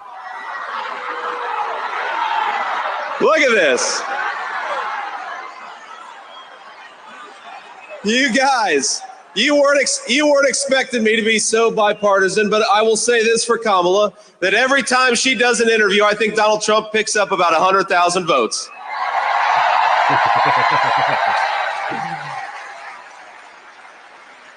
Now, we're, of course, in one of the proud baseball cities in the United States of America. So you know the problem with a softball interview is that you've got to be able to hit a softball still. And that's the problem with Kamala Harris, is I don't think that she could hit a T-ball based on what we've seen over the last couple of weeks. When she was asked what she would do differently compared to Joe Biden, she said, nothing comes to mind. She's running on how she's going to be different, but she couldn't name a single thing that she would do differently than Joe Biden. Now, I will say that could be the Kamala Harris official campaign slogan. Kamala Harris, nothing comes to mind. Okay, wow.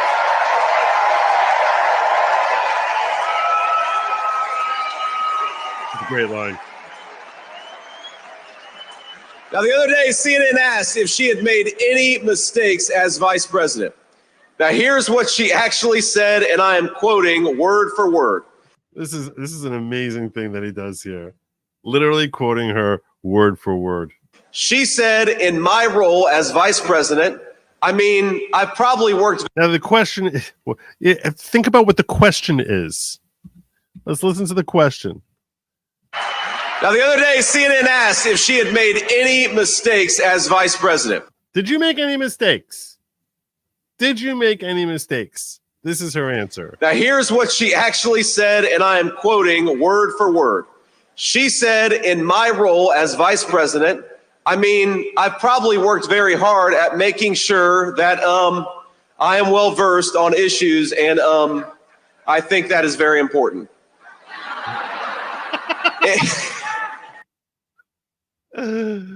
It's a mistake not to be well versed on an issue and feel compelled to answer a question. That's part of the quote also. It's a mistake to not be well versed and feel compelled to answer a question. What? Now, I have no idea what any of that means, and frankly, neither do any of you. None of us know. Neither does she. She doesn't know what that means. Her brain was like trying to just was ricocheting. You could sort of see like the smoke coming out of her ears. Like she's thinking. Well, I mean, I try to be well versed, because it's you have to be. It's bad to not be well versed, and then have to ask a difficult question. What? Know what the hell she says. Now, she may not be able to name any of her mistakes, but the American people sure can. And 9 days from now, we're going to tell Kamala Harris, you're fired. Go back to San Francisco where you belong. Get the hell out of the White House. Amen. Now, together, Donald J. Trump and all of us as part of this movement are going to unleash a golden age of American prosperity. We're going to make life affordable again in the United States of America. We're going to put the American dream of homeownership within reach for millions of American young people.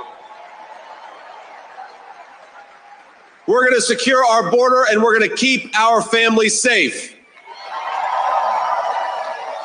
We're going to protect your right to free speech and religious liberty. And we're going to do it all thanks to the leadership of one man. Now, we have to remember that one man, Donald J. Trump, 8 years ago, go back 8 years, he had everything. He had fame, he had fortune, he had family, he had friends. But he gave up the easy life to save the United States of America.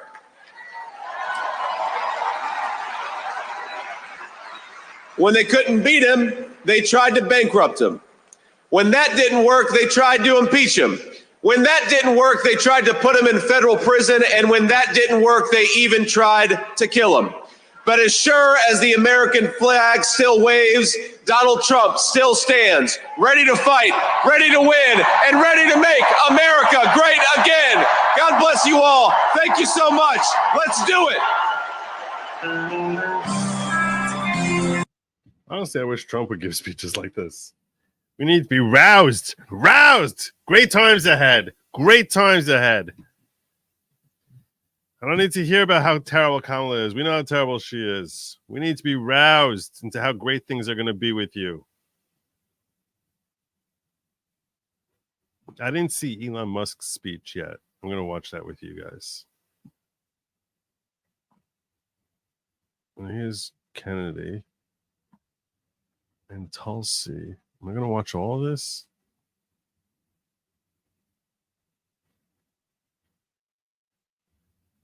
What do you think, Tulsi or Kennedy? Tulsi or Kennedy? I'm checking. I'm looking in the locals chat. What do you say, Tulsi or Kennedy? Throw a name out. Throw a name out. That's right. I'm looking at locals. Goodlogic.locals.com. Goodlogic.locals.com. I'm giving you first vote.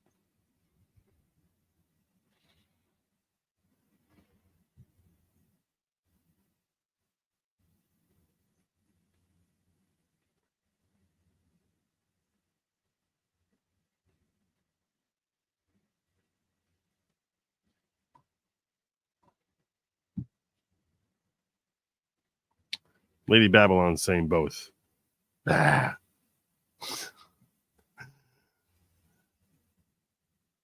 Neurodivergent saying Tulsi. All right, we'll start with Tulsi. We'll see. Maybe I'll do them both. Maybe Lady Babylon. We'll see.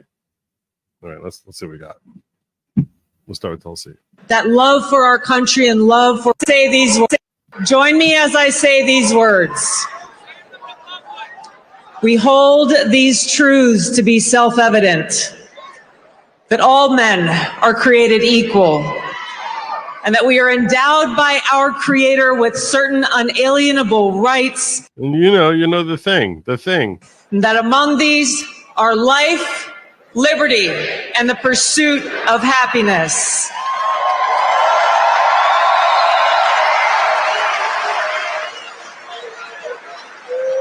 As we gather here today on this historic occasion, we stand together as proud Americans in understanding that these very rights are under attack. So we face this historic crossroads where our freedom and our future is in our hands. There's never been a more clear choice in any election in my life, and our ability to live in a truly peaceful and free and prosperous country is on the line. I love you too.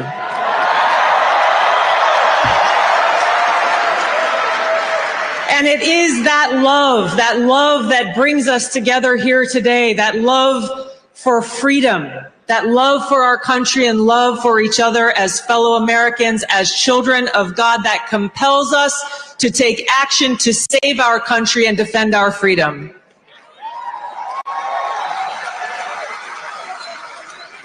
Now, this choice that we have before us is very personal to me. I'm a lieutenant colonel in the Army Reserve. I've served now for over 21 years.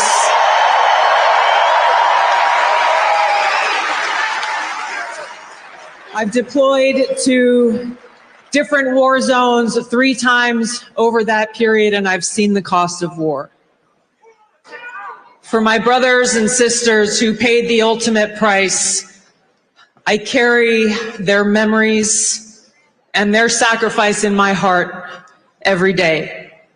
So this choice that we have before us as Americans is critical. It's important to us. It's important to those of us who serve, who have volunteered to put our lives on the line for the safety, security, and freedom of our country and our people, and it's critical to all of us.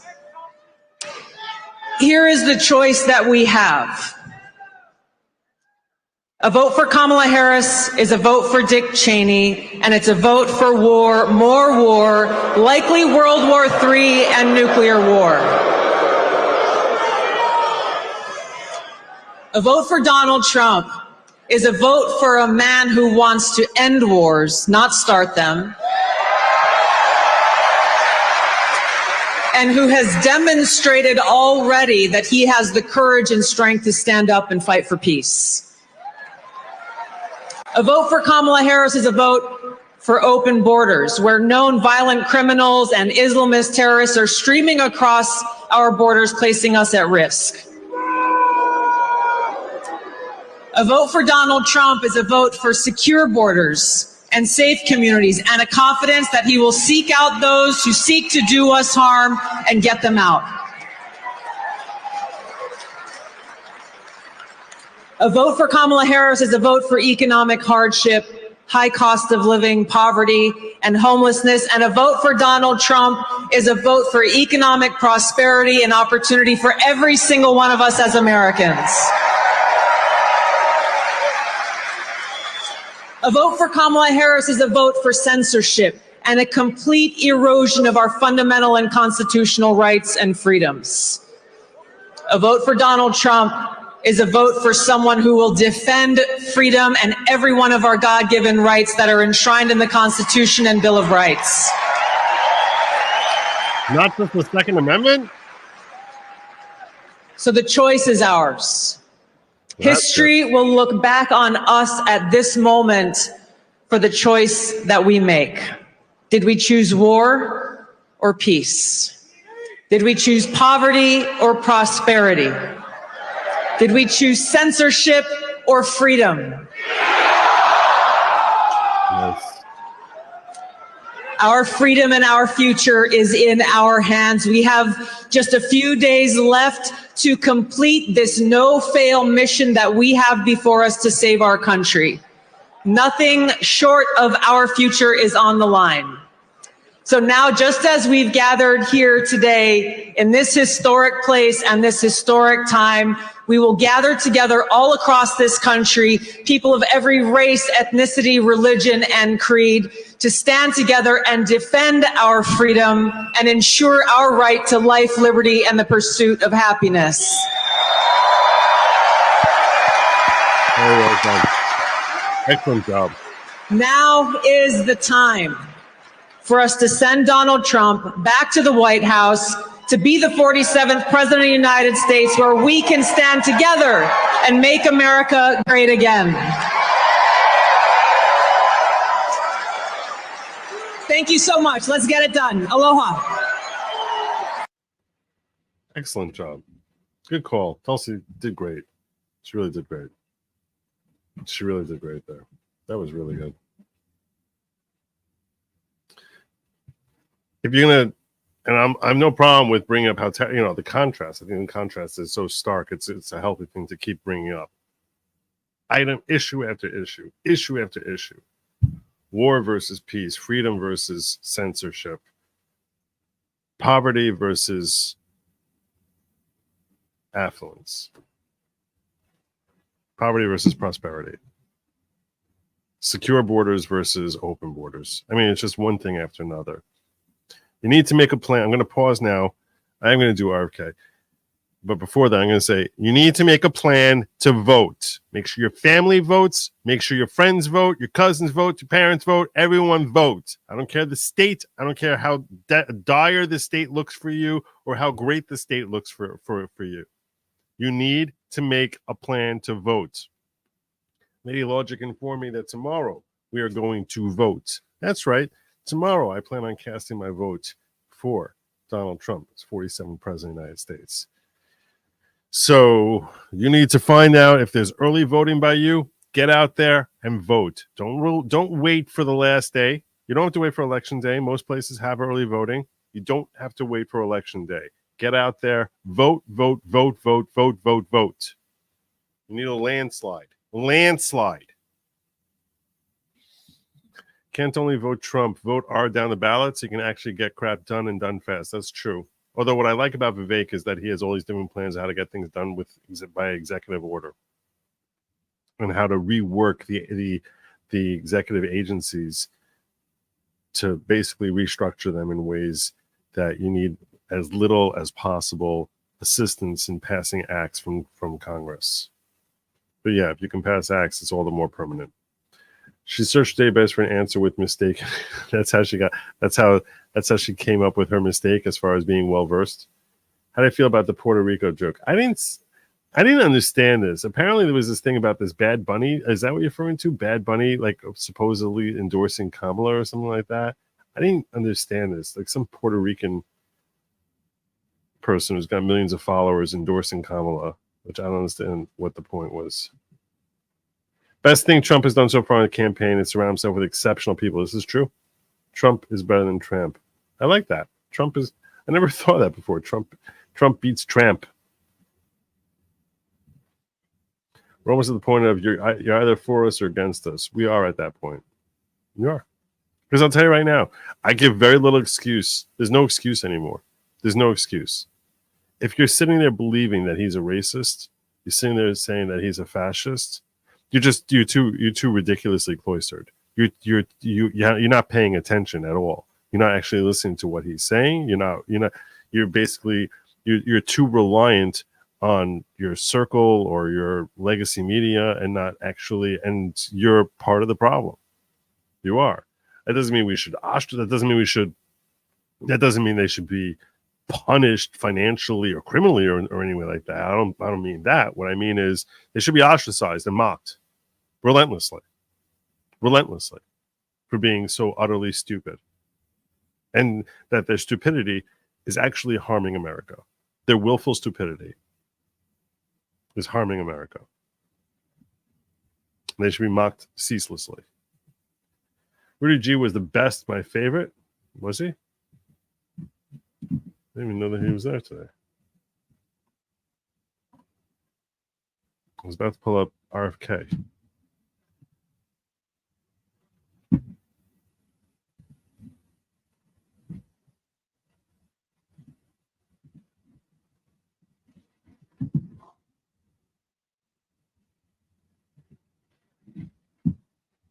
Let's do it.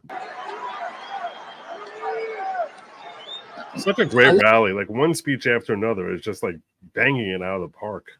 A lot of people ask me why I left the Democratic Party.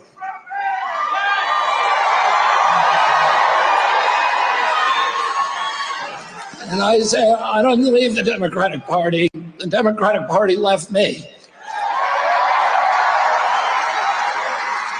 This is not the party anymore of Martin Luther King, of Robert Kennedy, of John Kennedy. That was the party of peace. It was the party of constitutional rights, of civil rights, of freedom of speech. It was the party that wanted to protect and nurture the middle class. It was the party that stood up to censorship, to surveillance, that stood up to the CIA, to the military complex, military-industrial complex. And it was the party that wanted to protect public health and women's sports. My uncle, Ted Kennedy, wrote Title IX, which protected women's sports in college.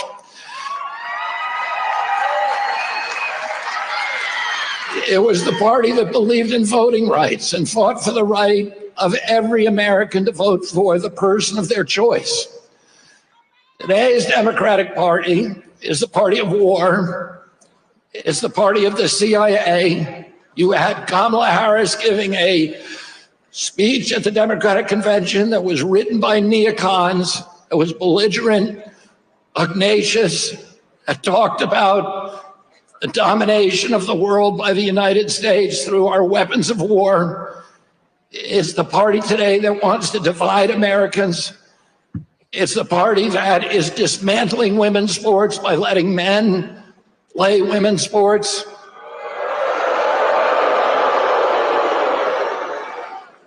It's the party of Wall Street. It's the party of Bill Gates, who just gave $50 million to Kamala Harris.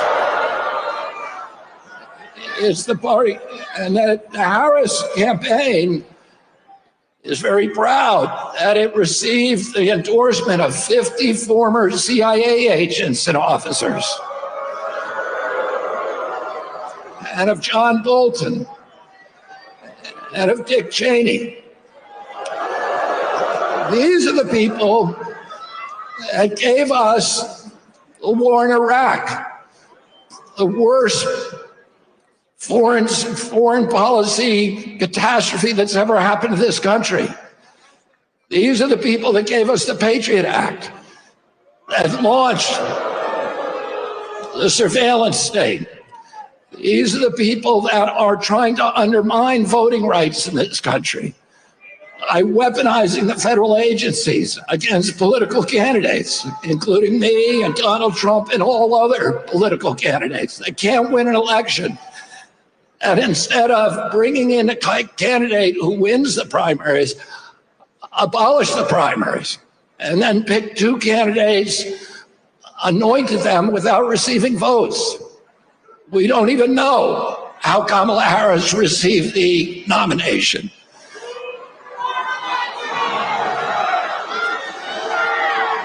And this is the party of Wall Street, of big banks, of big data, of big tech, of the military contractors, and the parties of big pharma, big ag, big food, and big chemicals. It is the party that's given us the sickest children in the history of the world.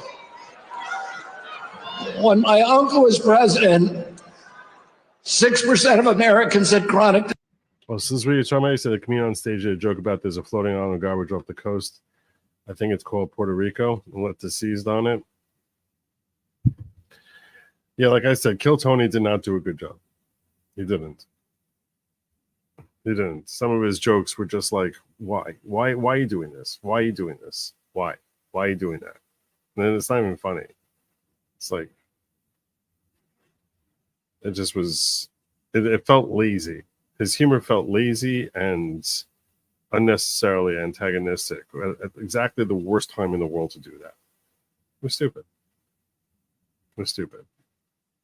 So, what are you going to do? What are you going to do? It was terrible.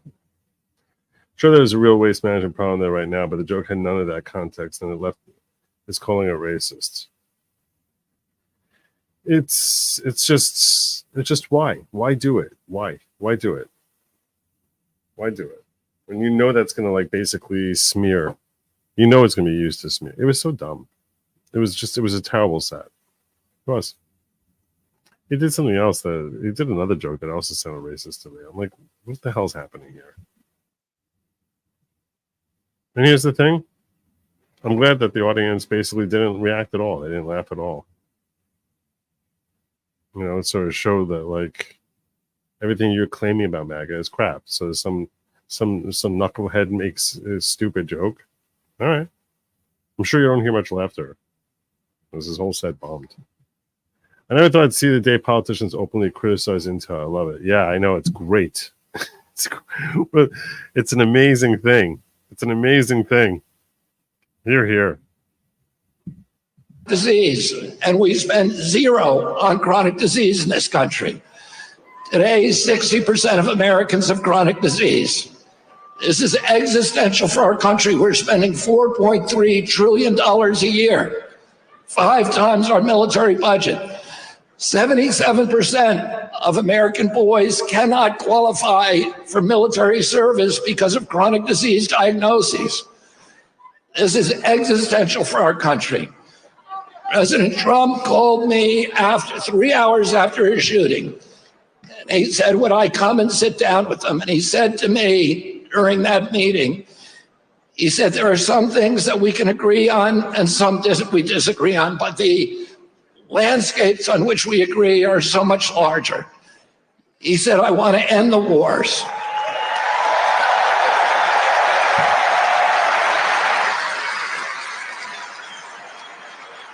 I want to end this surveillance and censorship.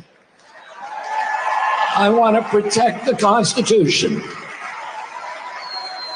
I want to protect freedom of speech. I want to end the surveillance. I want to end the weaponization of government against American politicians. And I want to end the chronic disease epidemic. Now, don't you think that we deserve a president in this country who's going to restore the moral authority of the United States of America? Don't you think that we deserve a president who's going to end the warfare state and rebuild the middle class? Oh, you want a president who's going to put America first?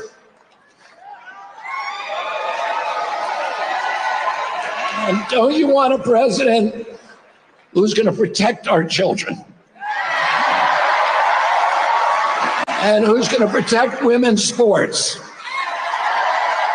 And who's going to stop dividing this country along racial lines?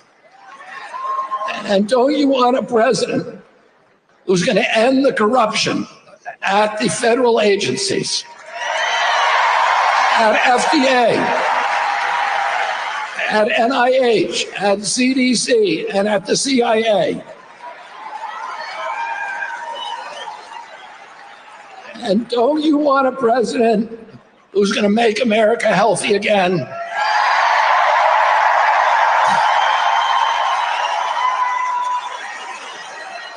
And don't you want a president who's going to make America great again? And we need to go to the polls on November 5th and vote for Donald Trump. God bless you and God bless America.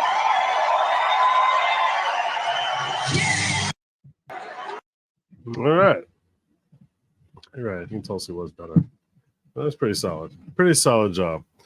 I want to cover Elon also. I haven't seen Elon speak, but I want to catch his speech as well.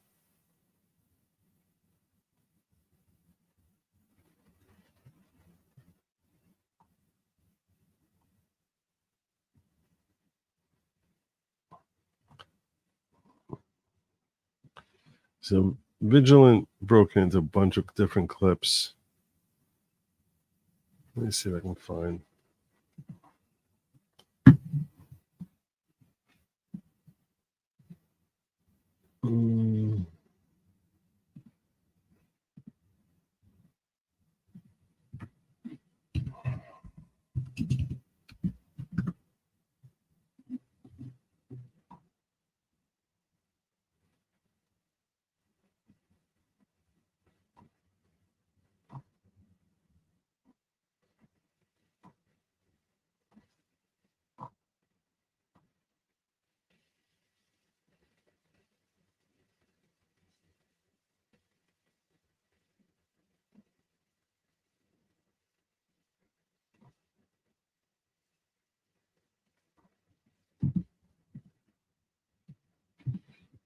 There we go. So, ladies and gentlemen, It's a little better.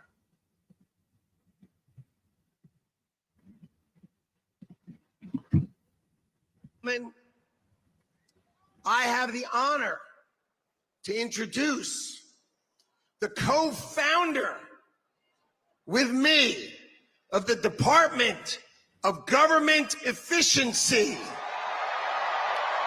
Doge, Madison Square Garden. Ladies and gentlemen, give it up for the greatest capitalist in the history of the United States of America, Elon Musk.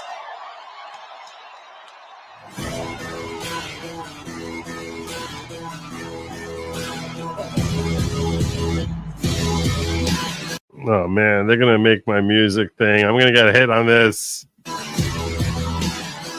I'm totally gonna get a hit on this. I don't want to miss the opening.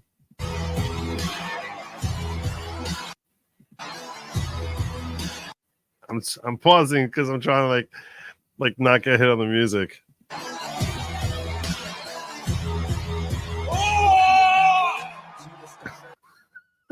Oh!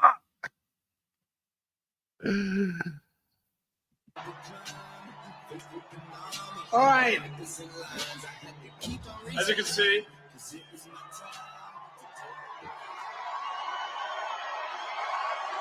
I'm not just MAGA. I'm dark, gothic MAGA. Well, it's the energy in this room is incredible.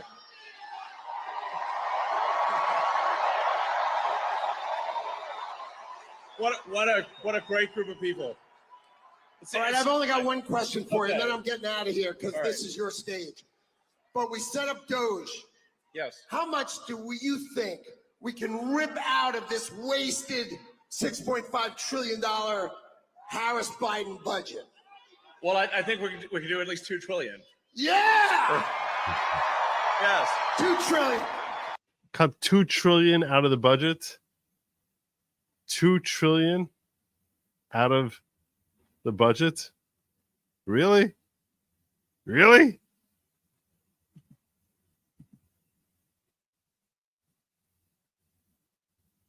That'd be amazing. I mean, at the end of the day, you're being taxed. You're being taxed. All government spending is taxation. So whether it's direct taxation or all government spending, it's either becomes inflation or it's direct taxation. Your money is being wasted, and the Department of Government Efficiency is going to fix that. We're going to get the government off your back and out of your pocketbook.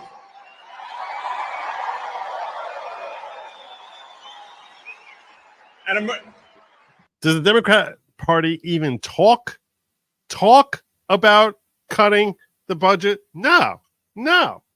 They didn't even talk about it. Look, I don't know if he can do it. I'm sure he can do something. I don't know if he can actually cut $2 trillion out. That sounds like a third of the budget. I don't know. That sounds like firing a lot of the waste. You're gonna have to, maybe if you employ some of the tactics that Vivek's talking about, like slashing these various departments down, like the FDA, EPA, DOJ, IRS, start slashing them down. Yeah. But no, that's a lot to cut out. But at least they're trying. At least there's a thought that, hey, you know, why do we have to burn so many trillions? That right there is putting money in your pocket, because all of a sudden inflation starts coming down. America's just not just going to be great. America is going to reach heights that it has never seen before. The future is going to be amazing.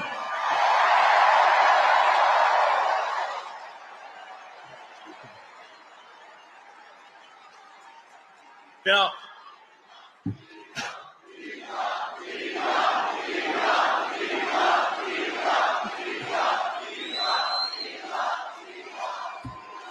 you guys are awesome. Honestly, this is like...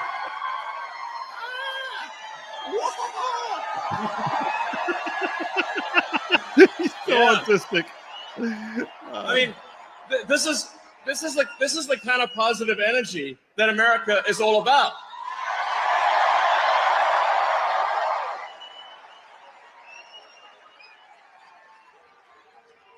Yeah.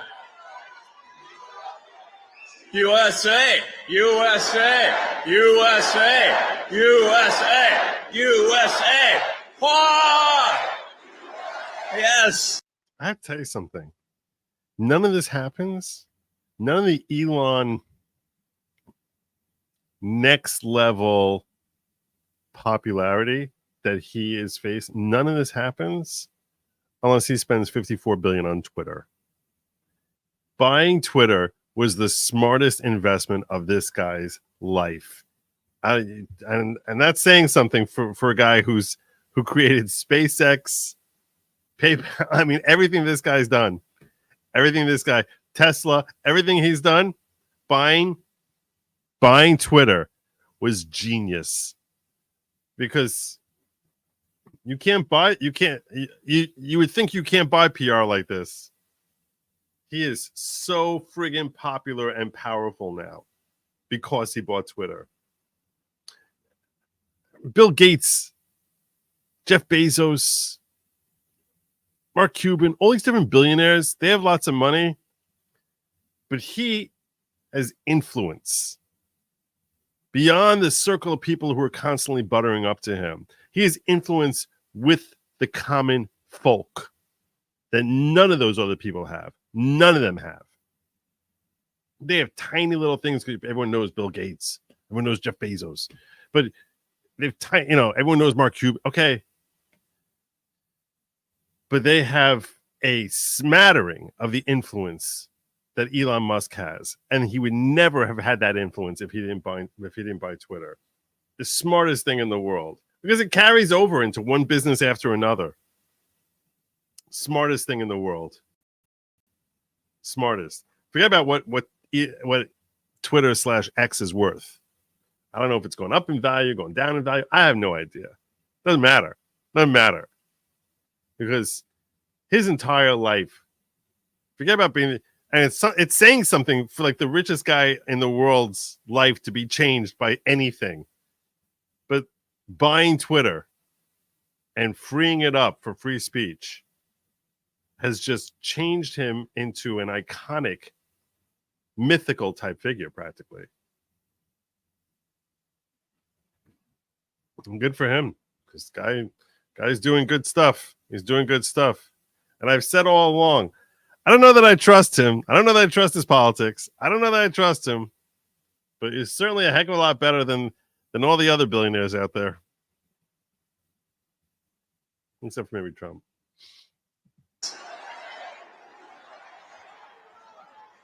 Now, I have something I want to ask you to do, though, because obviously we're somewhat preaching to the converted in this stadium, but there's a lot of people out there who need to vote for President Trump. Okay, so this is a real battle. This is a real election battle. So you need to get friends and family to vote. Make sure they vote early. This is important. We're going to be putting up a scorecard, okay? An early vote scorecard, state by state, county by county. What is the scorecard? Vote early. Vote now. Yeah. You know there's going to be machine problems on election day. Vote now. You know there's going to be problems. You know there will be. In this county and that county, because they figure Republicans come out on election day. Vote now.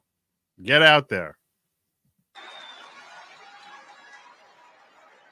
Make the margin of victory so big that you know what can happen.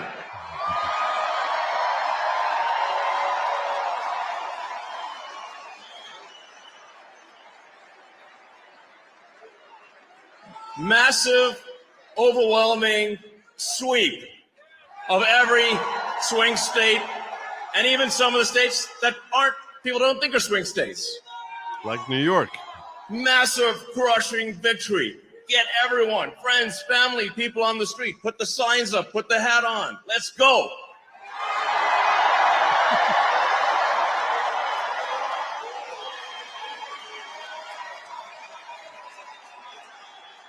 And with that, it is my honor to introduce the First Lady, Melania Trump.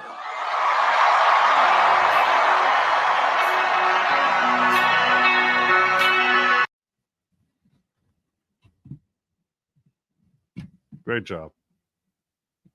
Great job. Let me see if there's anyone else I wanted to share with you.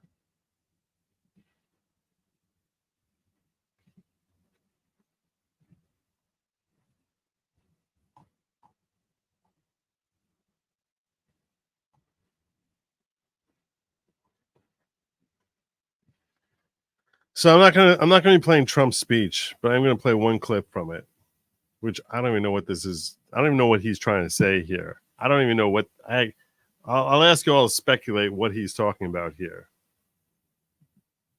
You all can speculate and I'll tell you right now, I have no thoughts. We got to get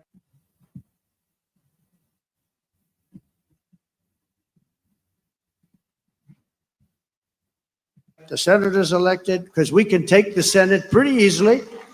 And I think with our little secret, we're going to do really well with the House, right? Our little secret is having a big impact. He and I have a secret. We'll tell you what it is when the race is over. We got to get the senators elected because we can take the Senate pretty easily. And I think with our little secret, we're going to do really well with the House, right? Our little secret is having a big impact. He and I have a secret. We'll tell you what it is when the race is over. He's talking about Matt Gaetz. What secret does Trump have with Matt Gaetz? The night ended in a cliffhanger with Donald Trump announced that he and Representative Matt Gaetz have a little secret that's going to have a big impact on the election. I don't know if it's on the election or the outcome because it's afterwards. Our little secret's having a big impact.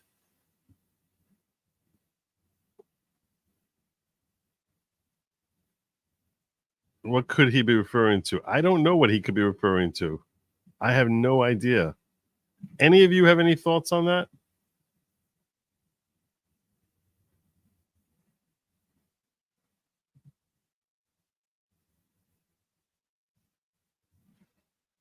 The reason to vote early is because you don't know what's going to be at your local polling place. I also think it'll depress the vote if they see so many MAGA coming out.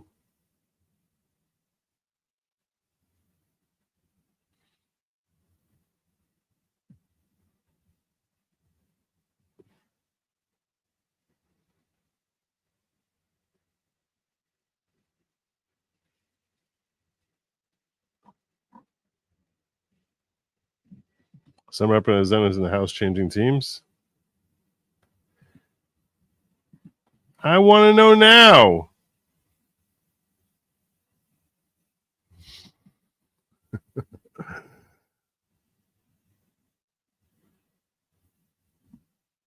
Someone jumping ship.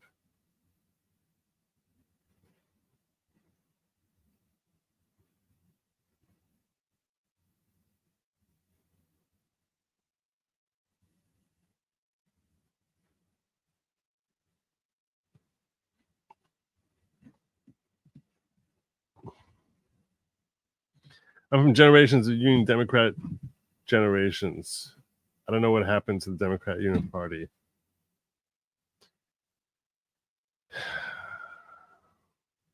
They all sidled up for the money. Elon stepping up and JTE Joe is blockbuster movie ready made. Blockbuster movie ready to be made. Could be. Elon's actually a 1 in a million special kind of guy. You're wrong. He's a 1 in 8 billion kind of guy. He's not 1 in a million. He's 1 in a million millions. I guess it'd be 8,000 millions. He's 1 in 8 billion. There's no other Elon. There's just Elon. Not bad for bully nerd from South Africa. It's pretty crazy.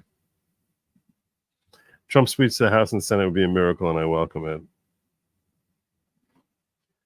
Well, we're never going to get past the filibuster. We're not going to get the 60 that we would need to get past the filibuster, because that would be amazing. But that's not going to happen. That's not going to happen.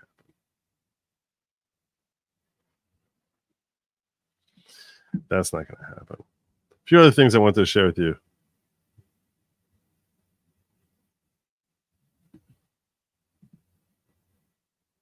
A few other clips I wanted to share with you outside of the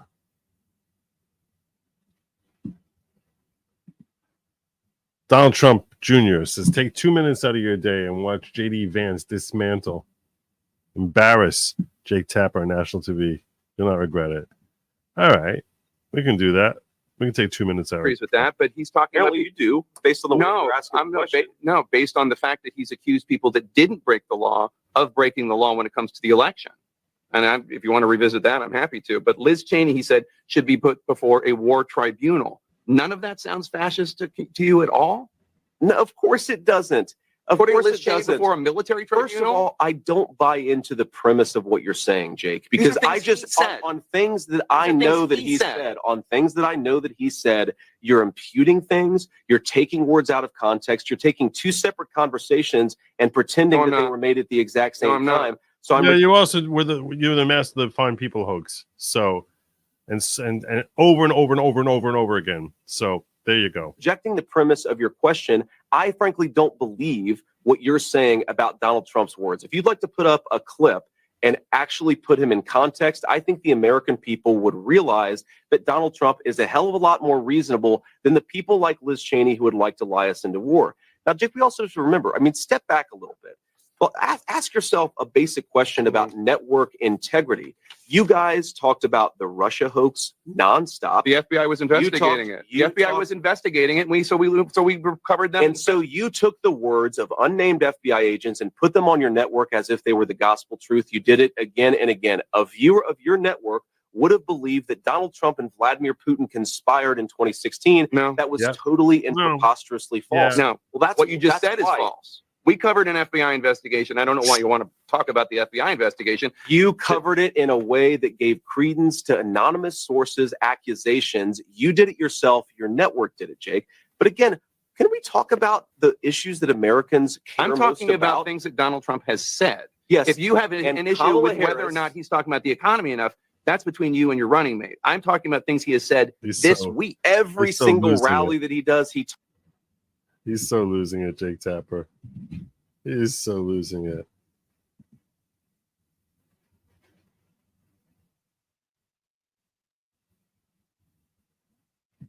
A couple more clips I want to share with you.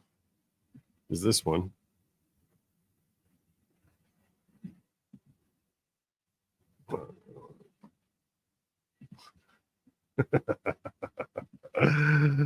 This is live in New York City. Check this out. Check this woman out. This is like the demographic that they're expecting, part of the demographic they're expecting to take. You heard it right here, folks. 2024, folks. Chinese, we're Chinese first generation. We love Trump from our bottom of the heart because we know Trump is the only one can save America. Kamala is so stupid. She is so low. IQ equal no Q, no qualification to be the president. You shall stay away from that position. You already lost the position. You lost our trust. You lost our vote. You just need to go home, to stay home. You cannot do anything to save America. You are so stupid. You don't know anything. You cannot even answer any question. I need to have an audio of this that I can just sort of like play over Kamala talking. From the camera, from all the media, how you can be on the stage to fight for America, to protect American people, to protect all the world. You are not qualified. You just need to go home. Let Trump to save America, to save the world, to put America first. If America to be strong, to be saved, and then America can save the whole world. Trump, we love you. We love you forever. Never ever surrender. Fight, fight, fight. Fight for Trump. Fight, fight, fight. Fight, fight, fight. Trump, we love you so much, Trump. You are the best president in our lifetime.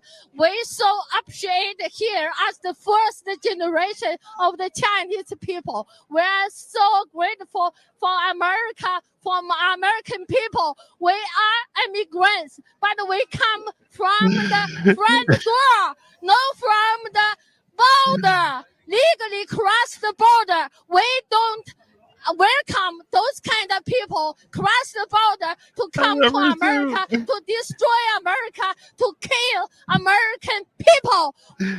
Oh gosh. Is it wrong of me that I keep thinking like I'm so wrong?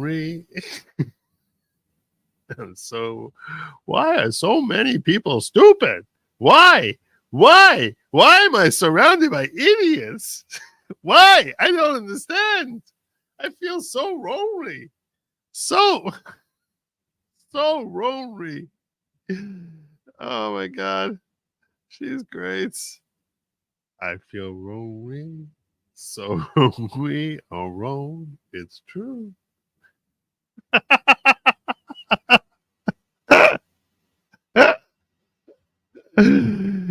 She's great. We cannot allow those people to come to our country anymore. We need a president to protect our country, to see the border, to let the Kamala, let the Biden to stay at home, to keep away from the White House. America first. America will be the best country in the world. Thank you, President Trump. This is Caroline Trump. We love you. That's the first one. I think you mean ROTFROR.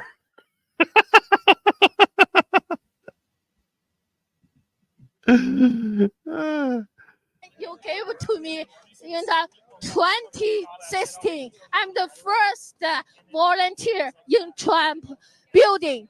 When you come from the elevator, we know you are become the best American president in the world.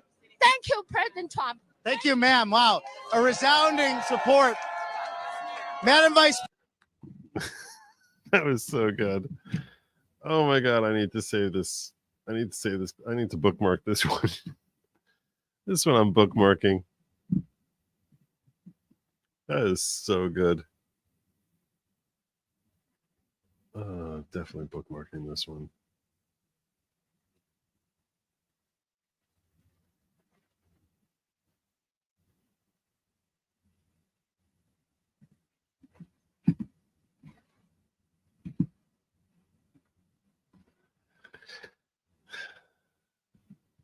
That was so good.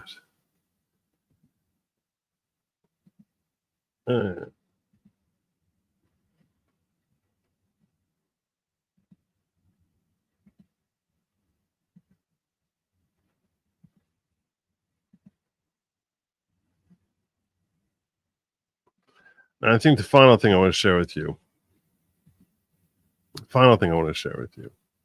is Joe Woke shared with you all. He shared with you all one guy's thoughts as to like what MAGA was all about and why MAGA does what they're doing with some insane perspectives. And we all have secret yearnings to be racists and rapists and all the other stuff. And of all people, Chris Cuomo set the record straight as far as understanding MAGA. I've actually thought about writing a book, like Understanding MAGA. So I feel as if I've spoken to so many of you about MAGA and what MAGA is, and so many people just don't seem to understand it. And I feel like in certain ways I actually have better understanding what MAGA is than even Trump himself. I've heard a lot of people give thoughts about this. I really thought about writing a book about it, like Understanding MAGA. But this thought here from Chris Cuomo is a great thought.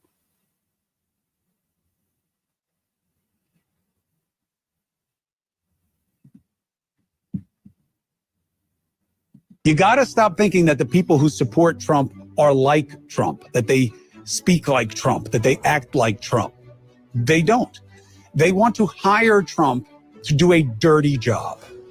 They want him to be a virus to the political corpus. They want him to disrupt, to destroy, to demean those that they disrespect and dislike, the system that they distrust. Not individuals. No, the system. This messed up, stupid, corrupted system. To fix the system. We want him to be a virus to actually fix the system. And despise. They want someone to do what they believe has been done to them and that they cannot do themselves. That's why they don't care that he exhibits terrible behavior, because they're putting him into a terrible place.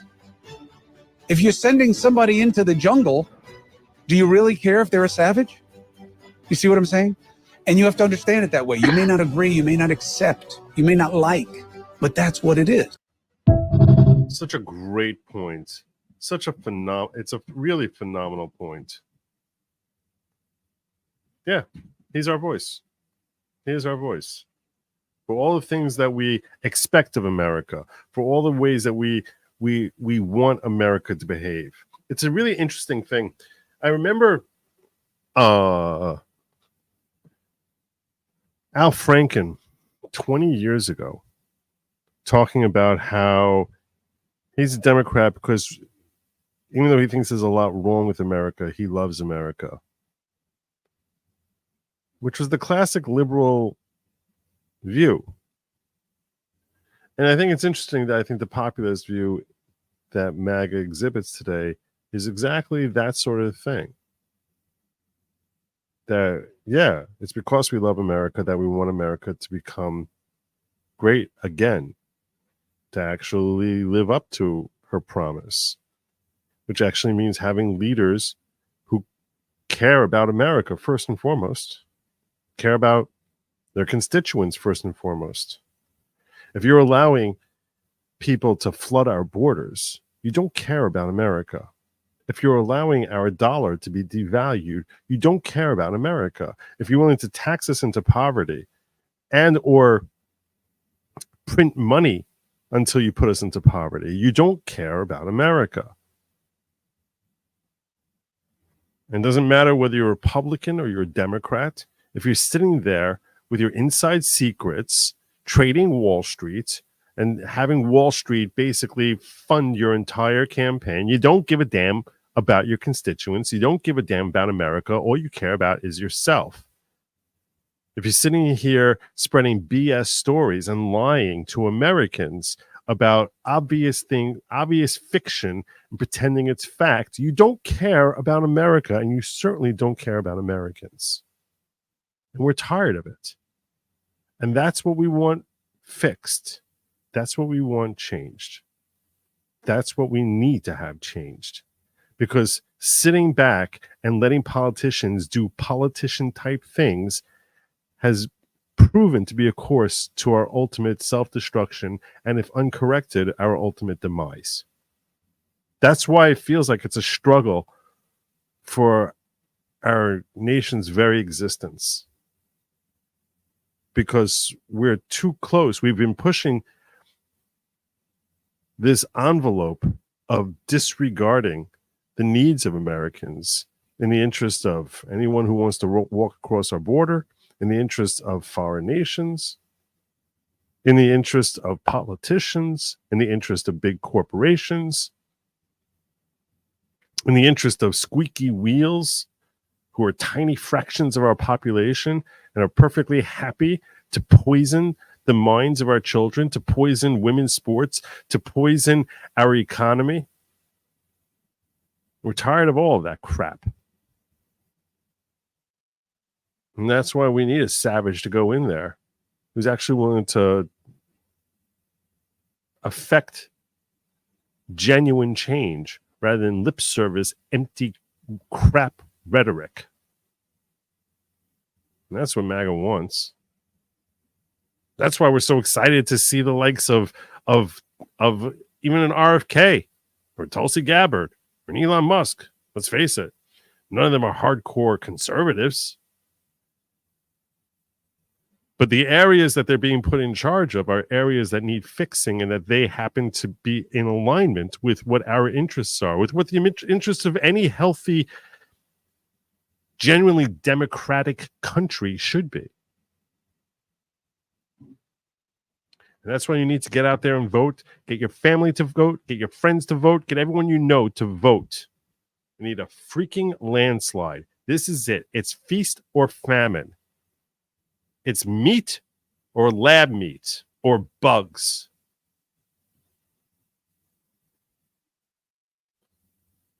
So you want a healthy DHS? You want a positive CDC? You want a DOJ that's actually looking to catch criminals rather than persecute political enemies? If you want to have free speech, we actually have an open exchange of ideas. If you want to have conversations where you can actually talk to the other side, it doesn't devolve instantly into racist, fascist, or some other stupid made-up ist, which is just another word for a person I hate, a person I disagree with and can't really argue with their ideas. You want to have a country where you actually have conversations about how to make America better rather than how to try to use America to make the entire world better? You got to get out there and vote.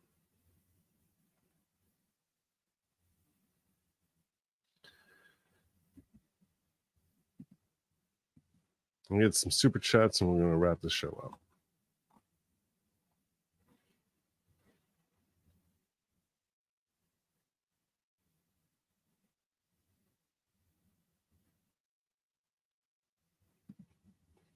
This reminds me of a Mad TV character, the Chinese woman would say, he looked like a man. And, oh, no, you is bad man.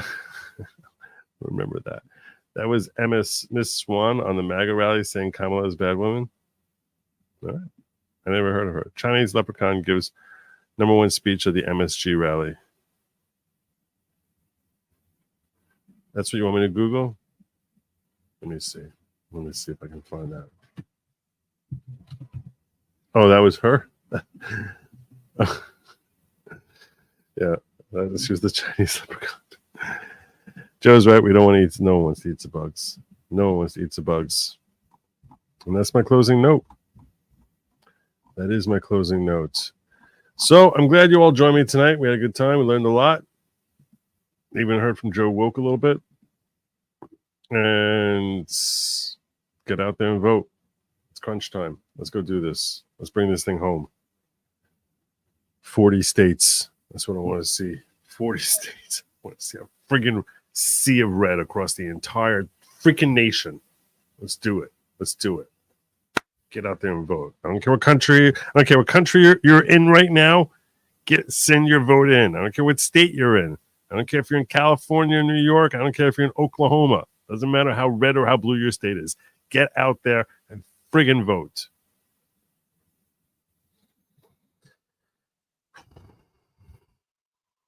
And with that, I'll tell you, don't go along with their agenda. No lab meat, and don't eat the bugs. Have a good night, my friends. And as always, Godspeed. Goodlogic.locals.com. Goodlogic.locals.com.